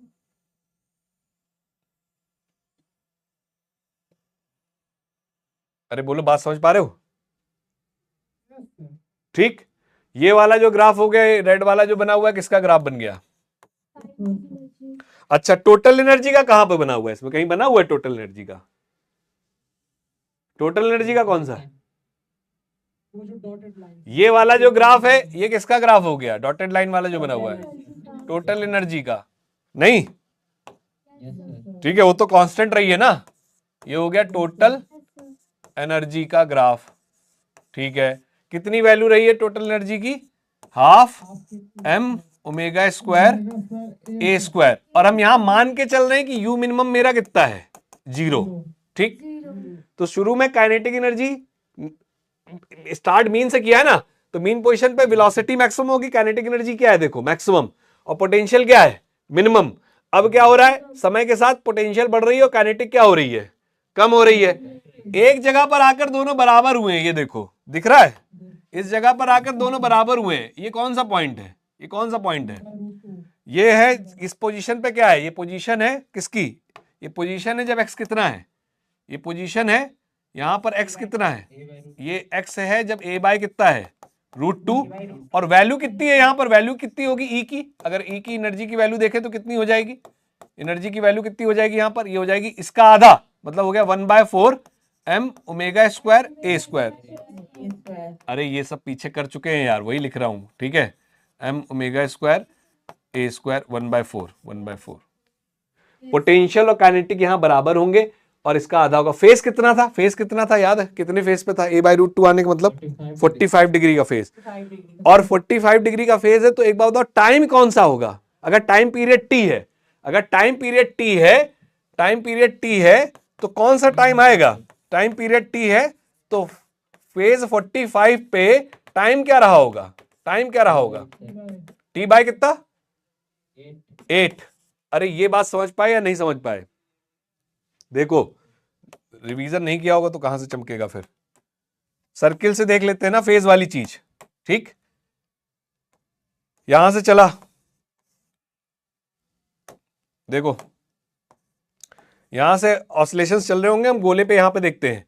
इसने कंप्लीट किया, टाइम कितना लगा t, इसने कंप्लीट किया, टाइम कितना लगा t। एक 1/4 में कितना टाइम लगा इसमें, 90 डिग्री का फेस चला, कितना टाइम लगा, यहां से यहां तक का t/4 लगा होगा, बोलो। तो 45 का चला है, अगर 45 का चला है तो कितना टाइम लगा होगा, अरे बताओ। और जब ये यहां पर होगा तब एम्पलीट्यूड इसका कितना रहा हो, मतलब डिस्प्लेसमेंट कितना रहा होगा, a/√2। अच्छा, और कहां a/√2 पर आएगा, वापस घूमकर यहां पे भी आएगा तब भी तो a/√2 होगा ना, जब फिर से 45 पे होगा। तो बताओ ये टाइम कितना हो जाएगा, अरे ये t/8, ये t/8, ये t/8 कितना हो गया, ये टाइम 3t/8। अरे बोलो, समझ पा रहे हो। और उसके बाद कहां पर होगा 45 पर, यहां पर a/√2 पर फिर से, तो ये टाइम कितना हो जाएगा 4t/8 कितना, 5t/8। और कहां पर आएगा 45 पर, मतलब a/√2 डिस्प्लेसमेंट पर 5 6 7। 70/8। तो एट टाइम, एक बात ये भी निकल कर आती है, at time t/8, 3t/8, 5t/8, 7t/8, ठीक है। डिस्प्लेसमेंट इज a/√2, ठीक, displacement is a/√2 and potential energy बराबर होगी किसके, काइनेटिक एनर्जी बराबर होगी 1/4 या बराबर होगी E/2 के, टोटल एनर्जी की आधी, या बराबर हो सकती है 1/4 m⍵² a²। क्या समझ पा रहे हो,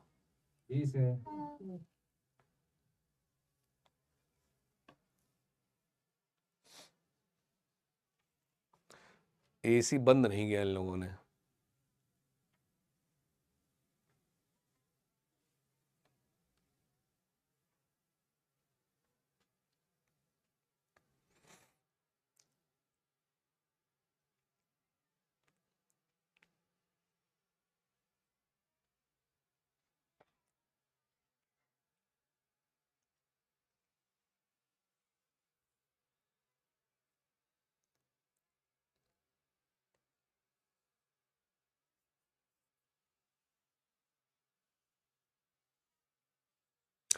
ये रिजल्ट इंपॉर्टेंट है, ये वाली चीज कभी कभी क्वेश्चंस में डायरेक्ट पूछ लेता है, ये वाली चीज, ठीक है, तो इसको ध्यान में रखेंगे।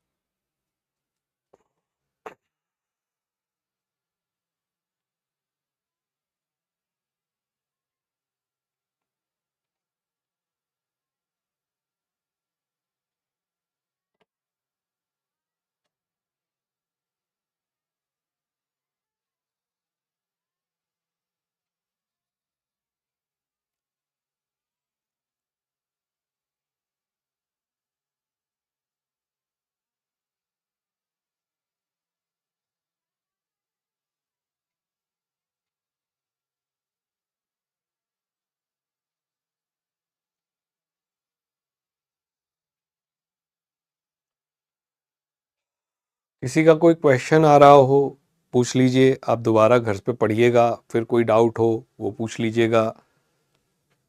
सारी चीज़ें अगर कनेक्ट करके पढ़ेंगे तो बड़ी आसानी से चीज़ें आपको एक बार में ही क्लियर हो जाएंगी और आपको उसमें ज़्यादा मेहनत भी नहीं करनी पड़ेगी और क्वेश्चंस भी सारे सॉल्व हो जाएंगे।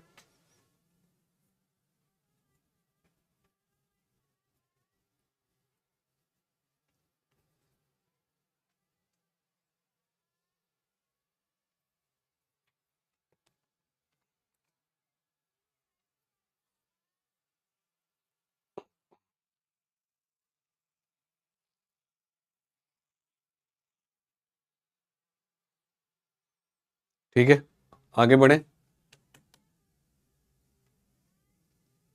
जी सर।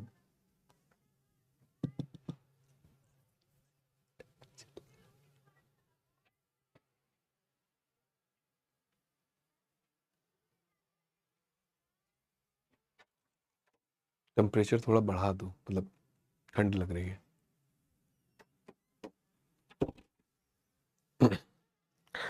हमने स्प्रिंग मास सिस्टम का टाइम पीरियड देखा था।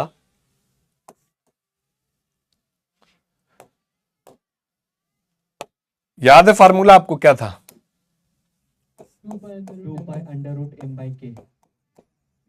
Time period of spring mass system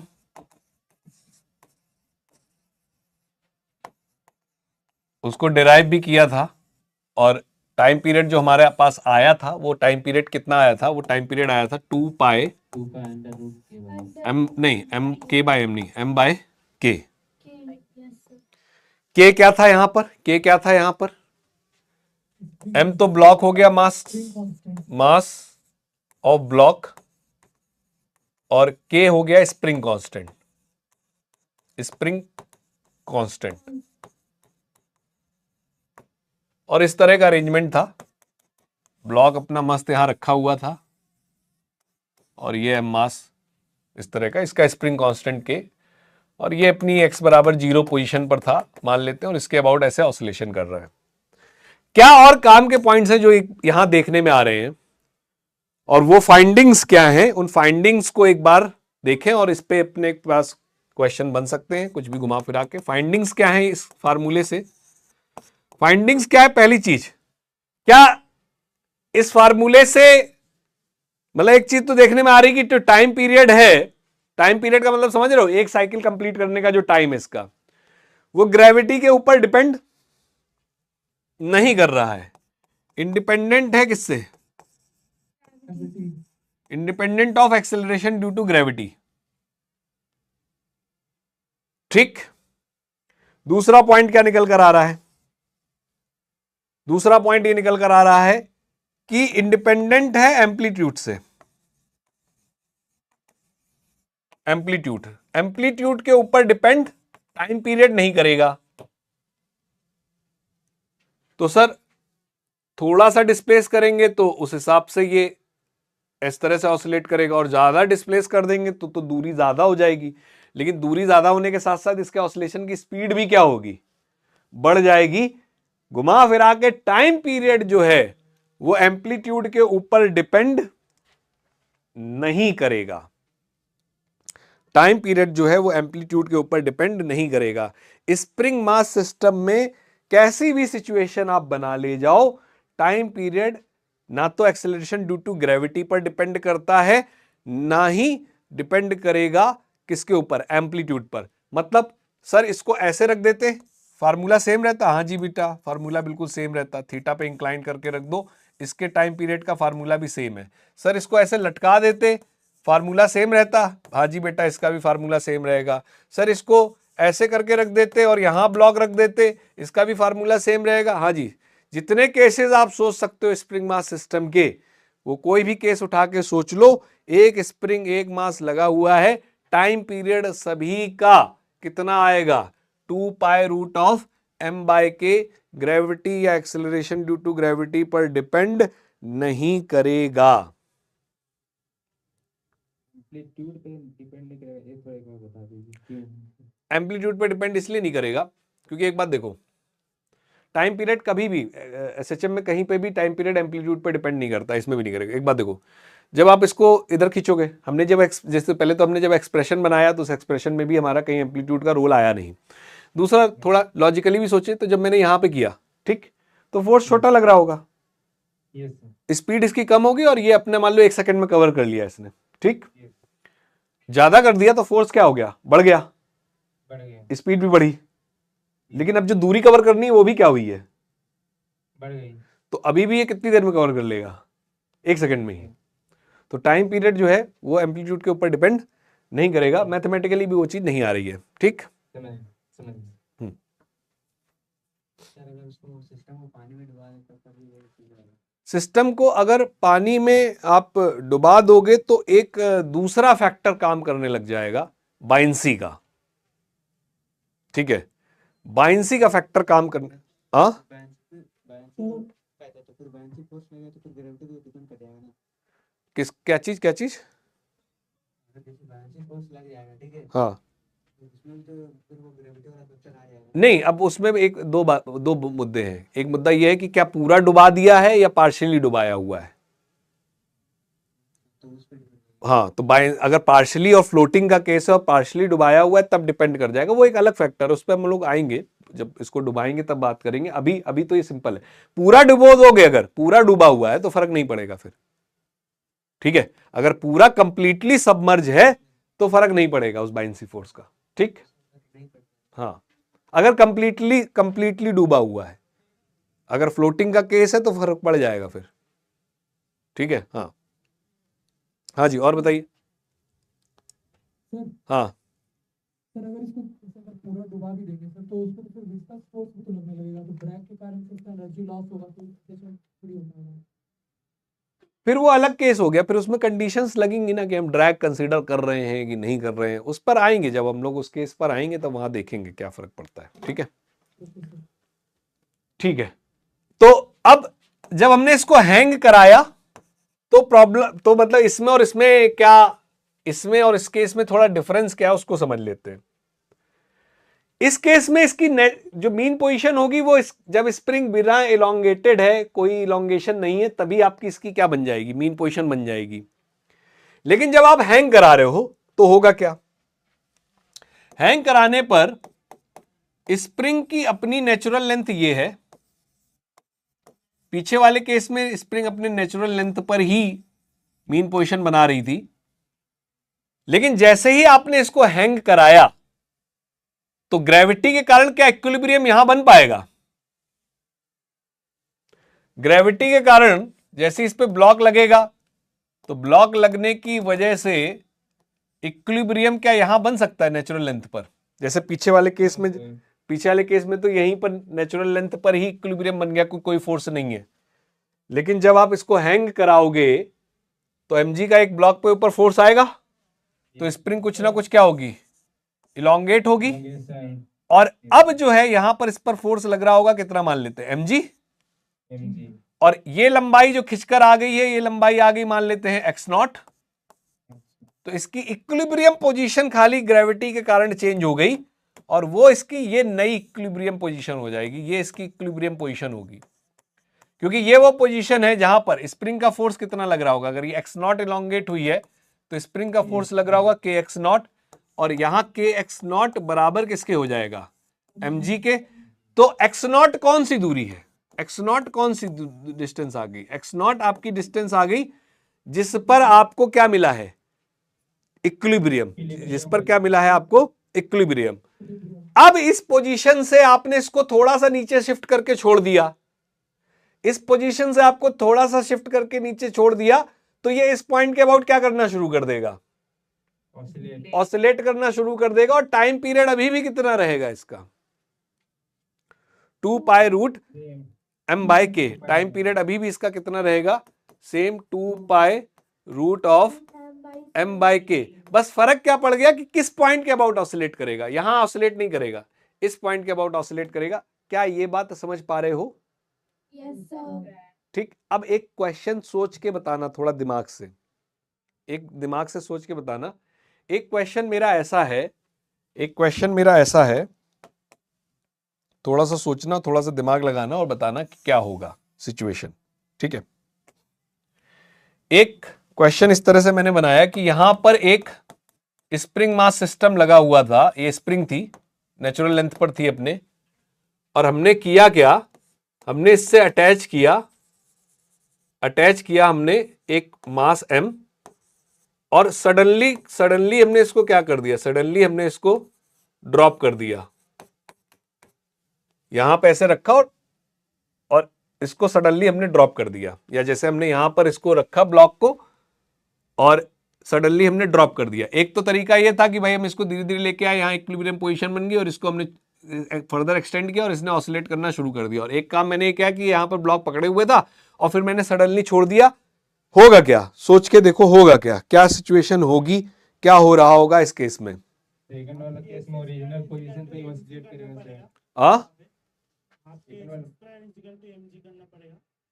second वाला नहीं कर, मैथमेटिकली नहीं पूछ रहा हूं मैं, खाली सिचुएशन पूछना चाह रहा हूं। अगर आप सिचुएशन इमेजिन कर पाओगे तो आप क्वेश्चन फिर कर लो जाओगे, जो भी चीजें पूछोगे। केस में से ओरिजिनल इक्विलिब्रियम पोजीशन पे पहले जहां पे था आपका बॉडी मास में। एक बात बताओ, यहां पे हमने इसको पकड़ा हुआ है और छोड़ा, तो इसकी अभी भी मीन पोजीशन कहां पर बनेगी जाके? यहीं पर, Yes, sir. Yes sir. यहीं पर बनेगी जाके। ठीक, मतलब ये इसी पॉइंट के अबाउट क्या कर रहा होगा? ऑसिलेट। ऑसिलेट कर रहा होगा। क्या ये बात क्लियर है? Yes sir. और एम्पलीट्यूड ऑफ ऑसिलेशन क्या होंगे? अगर ये मीन पोजीशन और यहां से मैंने छोड़ा, X naught. नॉट। तो क्या एक्स नॉट ही मेरा एम्पलीट्यूड ऑफ ऑसिलेशन हो जाएगा या नहीं? Yes sir. Yes, sir. और अगर इसके देखा जाए और अगर इस पॉइंट के अबाउट ऑसिलेट कर रहा है तो नीचे कितना जाएगा? X naught. नॉट। तो अगर मेरे से कोई कहता है कि सडनली ड्रॉप किया तो मैक्सिमम इलोंगेशन क्या होगा स्प्रिंग का? मैक्सिमम इलोंगेशन इन स्प्रिंग, अगर मेरे को ये निकालना हो मैक्सिमम इलोंगेशन इन स्प्रिंग, तो बताओ क्या रिजल्ट हो जाएगा, क्या आंसर हो जाएगा आपके हिसाब से? ये एनर्जी कंजर्वेशन से भी निकाल सकते हो। कितना हो जाएगा वो? क्या मैं कह सकता हूं कि वो 2x नॉट हो जाएगा, या फिर कह सकते हैं कि क्या वो 2mg/k हो जाएगा? और अगर मेरे को कोई पूछता है कि एम्पलीट्यूड ऑफ ऑसिलेशन क्या होगा इस केस में, X naught. Amplitude of oscillation क्या होगा? एम्पलीट्यूड ऑफ ऑसिलेशन कितना हो जाएगा? तो कह सकते हैं कि वो एम्पलीट्यूड हो जाएगा कितना, जितना वो मीन पोजीशन से डिस्प्लेस्ड है, जो कि हो गया कितना? mg/k. समझ पाए? Yes, sir.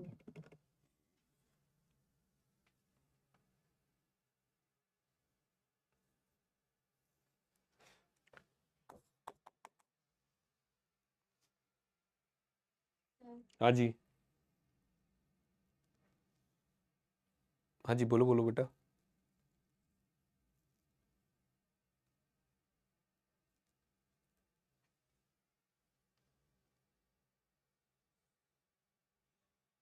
कुछ कह रहे हैं बेटा, जल्दी बताओ।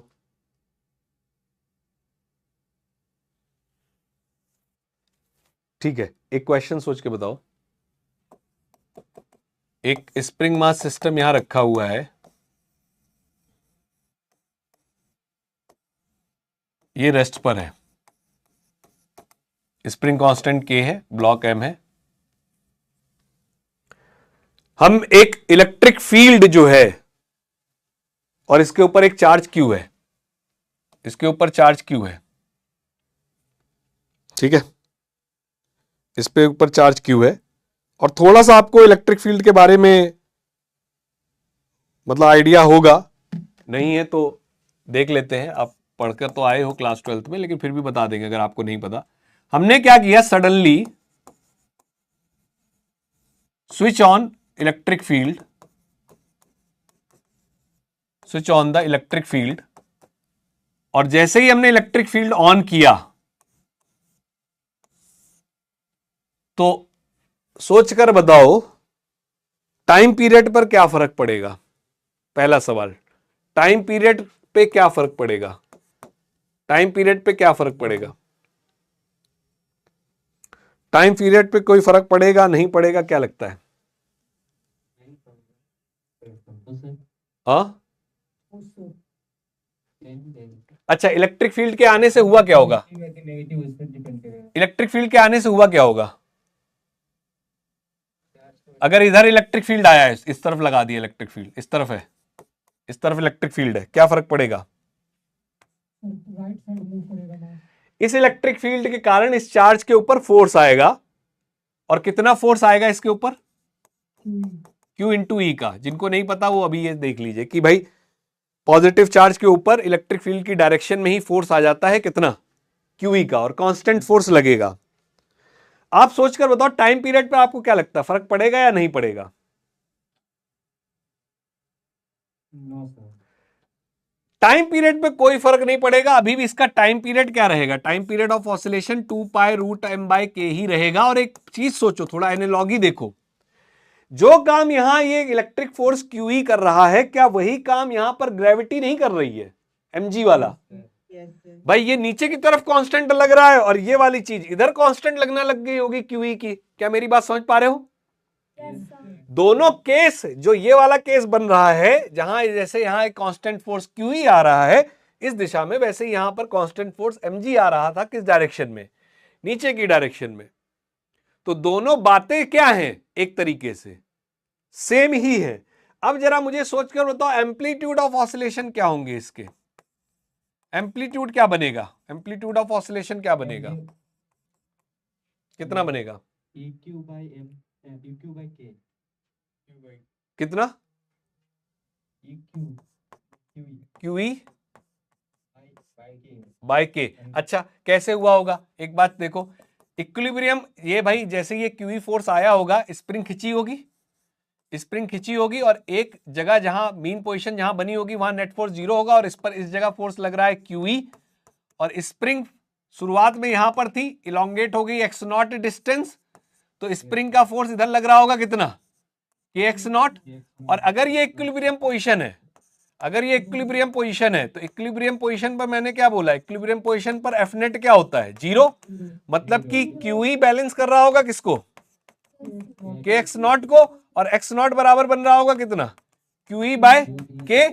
और इस केस में यही इसका एम्पलीट्यूड नहीं हो जाएगा, क्योंकि इस पॉइंट के अबाउट ये इस तरह से क्या करना शुरू कर देगा, अरे क्या समझ पा रहे हो, वही क्वेश्चन है, बस थोड़ा सा डायरेक्शन चेंज कर दी जो पीछे किया था हम लोगों ने। मैक्सिमम इलोंगेशन कितना होगा स्प्रिंग में, इस केस में मैक्सिमम इलोंगेशन इन स्प्रिंग, इलोंगेशन इन स्प्रिंग कितना हुआ, 2x0. जो कि हो जाएगा कितना, 2QE/, 2q/k. बेटा किसी तरह का कोई डाउट है, कोई क्वेश्चन है तो बोलो, इंपॉर्टेंट क्वेश्चन है भाई, इंपॉर्टेंट क्वेश्चन है, एक आधा चीज कुछ ना कुछ इसी में से पूछ देगा आपको, या तो इसमें से पूछ देगा या पीछे वाले में से, दोनों केस एक ही टाइप के हैं, लेकिन इसमें क्या है, थोड़ा इलेक्ट्रिक फील्ड भी आ गया है तो और ज्यादा इंपॉर्टेंट हो जाता है।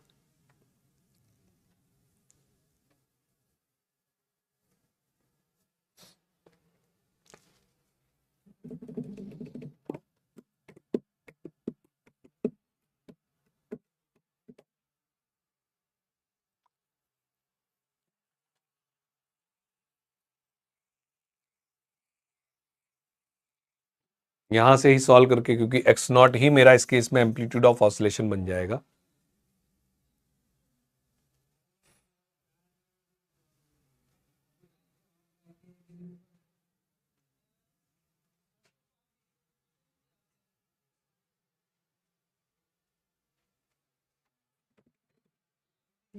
मीन पोजीशन से ऑब्जेक्ट जितना भी डिस्प्लेस्ड होगा वही उसका क्या बनेगा, एम्पलीट्यूड बनेगा। इस केस में भी और पीछे वाले केसेस में हुआ यही है कि यहां से सडनली छोड़ने से, यहां से सडनली छोड़ने से ये मीन पोजीशन बन गई, तो ये अपने आप क्या बन गया, एम्पलीट्यूड। अगर मान लो यहां पर ये रुका हुआ होता, मान लो ये रुका हुआ होता और अगर मैं इसको थोड़ा सा नीचे डिस्प्लेस करता तो इसका एम्पलीट्यूड इतना ही रहता। क्या मेरी बात समझ पा रहे हो ना? अगर यहां पहले से रुका हुआ होता और फिर मैं जितना डिस्प्लेस करता वही इसका एम्पलीट्यूड होता, लेकिन क्योंकि यहां से मैंने सडनली छोड़ा तो ओवरऑल उसने ये डिस्टेंस कवर की होगी और यहां इसका इक्विलिब्रियम बना होगा, तो फिर यही चीज इसके लिए क्या हो गई, एम्पलीट्यूड हो गई, और इसके अबाउट ये ऐसे क्या करना शुरू कर देगा, ऑसिलेट करना शुरू कर देगा। क्या बेटा यहां तक की बातें आप समझ गए हैं? किसी को कोई डाउट है तो बोलो। अगर सडनली नहीं होता दोस्तों, सडनली नहीं होता तो यहां आप लेकर आते, यहां आपका इक्विलिब्रियम बनता और फिर एम्पलीट्यूड इस बात पे डिसाइड होता कि आप इक्विलिब्रियम से कितना उसको क्या कर रहे हो, डिस्प्लेस कर रहे हो। अगर इक्विलिब्रियम से आप इतना ही डिस्प्लेस करते तो ये इतने के अबाउट ही ऑसिलेट करता। सडनली छोड़ने की वजह से अपने आप इतना डिस्प्लेसमेंट हो गया इसका इक्विलिब्रियम से, इसलिए यही चीज इसकी क्या बन गई, एम्पलीट्यूड। ठीक है? जी सर। सर हाँ जी सर एक डाउट था बताइए। सर, व्हाट्सएप पे भेजे आपको।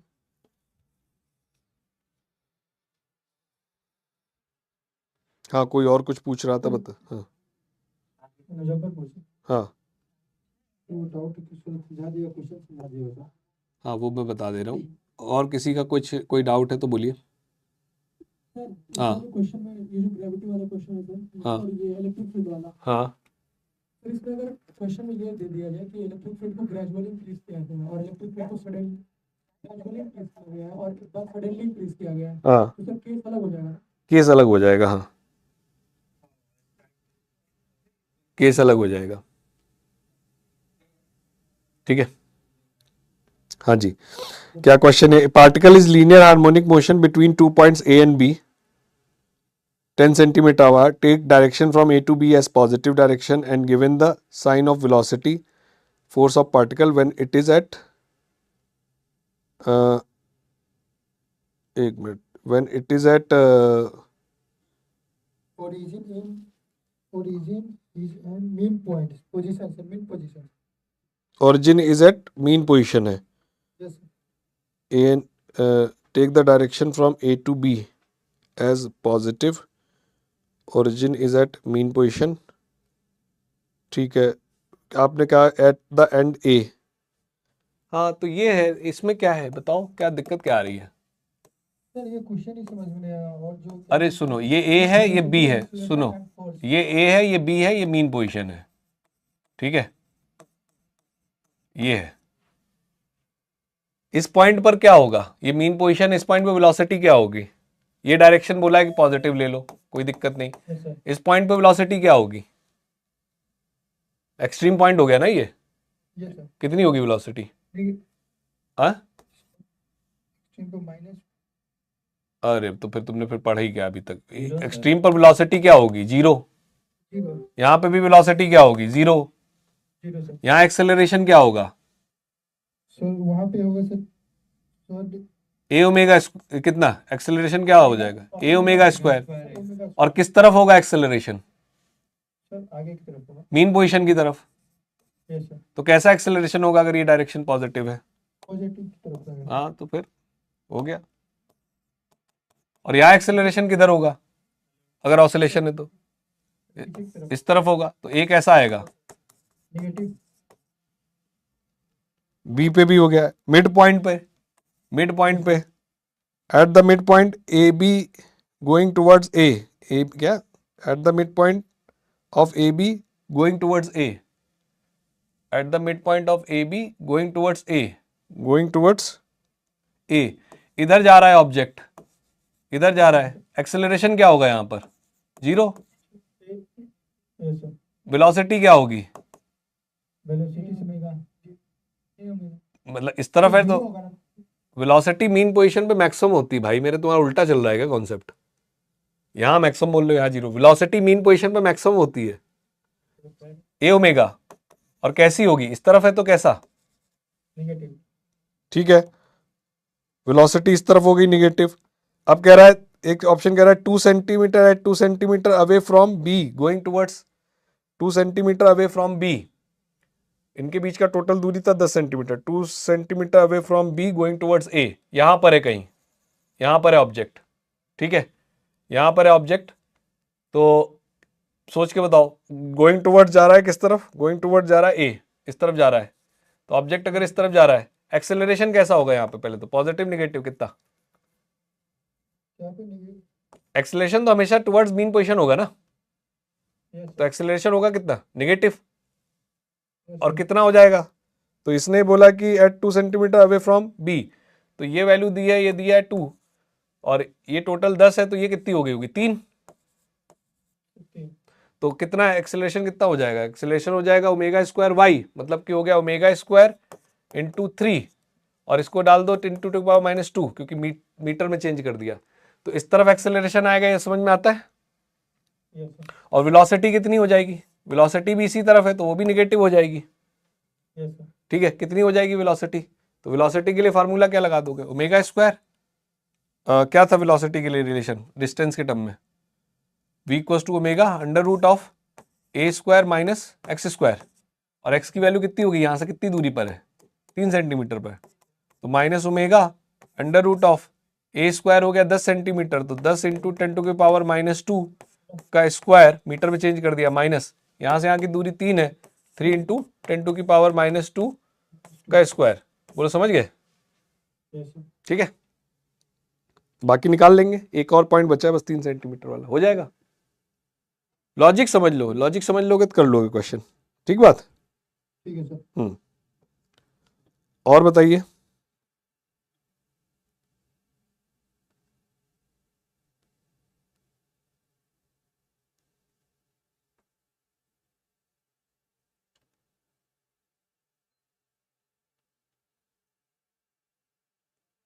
ठीक है, बाकी जा सकते हैं, किसी का कोई डाउट हो तो पूछ लीजिए। एक और मैसेज किसी ने भेजा है, particle of mass m is executing SHM। एक क्वेश्चन और है सर, हाँ भेज दीजिए। ए particle of mass m is executing भेज एज दिए हैं सर, SHM भेज दिए हैं। इफ, यही क्वेश्चन है आपका, if amplitude is a and frequency n, the value of force constant will be. बेटा फोर्स कांस्टेंट की वैल्यू क्या थी? फोर्स कांस्टेंट के क्या बना था? m ओमेगा स्क्वायर बना था ना। पार्टिकल ऑफ SHM m दिया हुआ है, एम्पलीट्यूड a है, फ्रीक्वेंसी n है। ये किसने भेजा? गौरव, गर्व। अच्छा, जी सर, आपने भेजा है, आपने कहा कि ऐसे बनाया था कि देखो,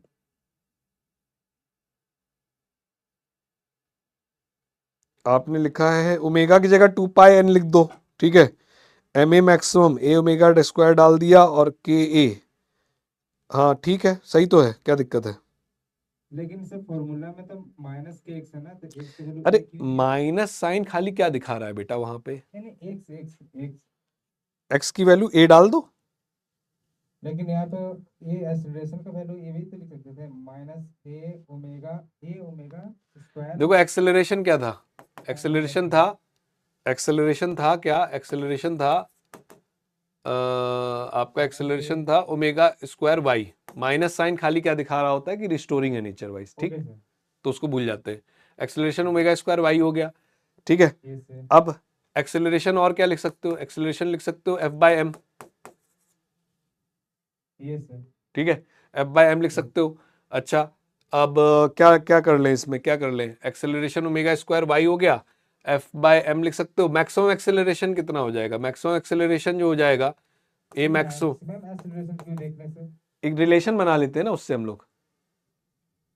जनरल फॉर्मूला नहीं होगा, जैसे minus A omega square sine omega T से। तो एक अननेसेसरी हो तो जाएगा, अननेसेसरी तुम्हारी कैलकुलेशंस क्या होंगी? बढ़ जाएंगी ना।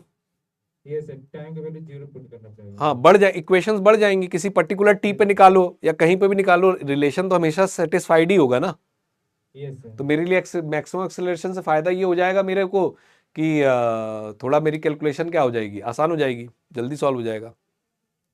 जैसे बनाया वैसे ही है सर। जैसे तुमने बनाया है वो ठीक है। आपका एफ मैक्सिमम कितना लिख सकते हो? आपका एफ मैक्सिमम हो गया कितना? एफ मैक्सिमम हो जाएगा m इंटू ए मैक्सिमम। ठीक है, और एफ मैक्सिमम यहां से लिख सकते हो कितना? स्प्रिंग का है ना, स्प्रिंग का कांस्टेंट दिया हुआ है, क्या दिया हुआ है? Spring force constant.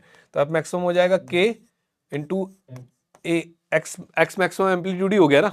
ये सर, ये सर, ये सर, तो ये और बराबर हो गया m, ए मैक्सिमम कितना हो जाएगा? ये हो जाएगा ओमेगा स्क्वायर ए। ओमेगा स्क्वायर ए, ठीक है, ओमेगा का वैल्यू हो जाएगा 2π/t, और इसका हो जाएगा m 2πn, दिया हुआ है 2πn डाल दो ना सीधे, 2πf।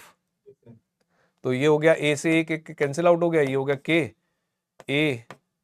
तो क्या पूछा है? k बराबर पूछा है, तो हो गया कितना इसका? ये एक स्क्वायर नहीं होता ना सर, ये एक सौ, एक मिनट, सॉरी गड़बड़ कर दिया ना। kx होगा ना फोर्स, तो kx का मतलब ka हो गया, तो a से a क्या हुआ? कैंसिल आउट ही हो गया। कैंसिल है, तो k की वैल्यू हो गई m 4π square 4π square, n square. ठीक है, ये सर, हम्म। ये सर, ठीक है, जी सर। ठीक है। और है किसी का कोई क्वेश्चन? है ना, चलिए ठीक है, ओके, थैंक यू, है ना, इसको पढ़ के रखिएगा। Thank you, sir. ठीक है, ओके, थैंक यू।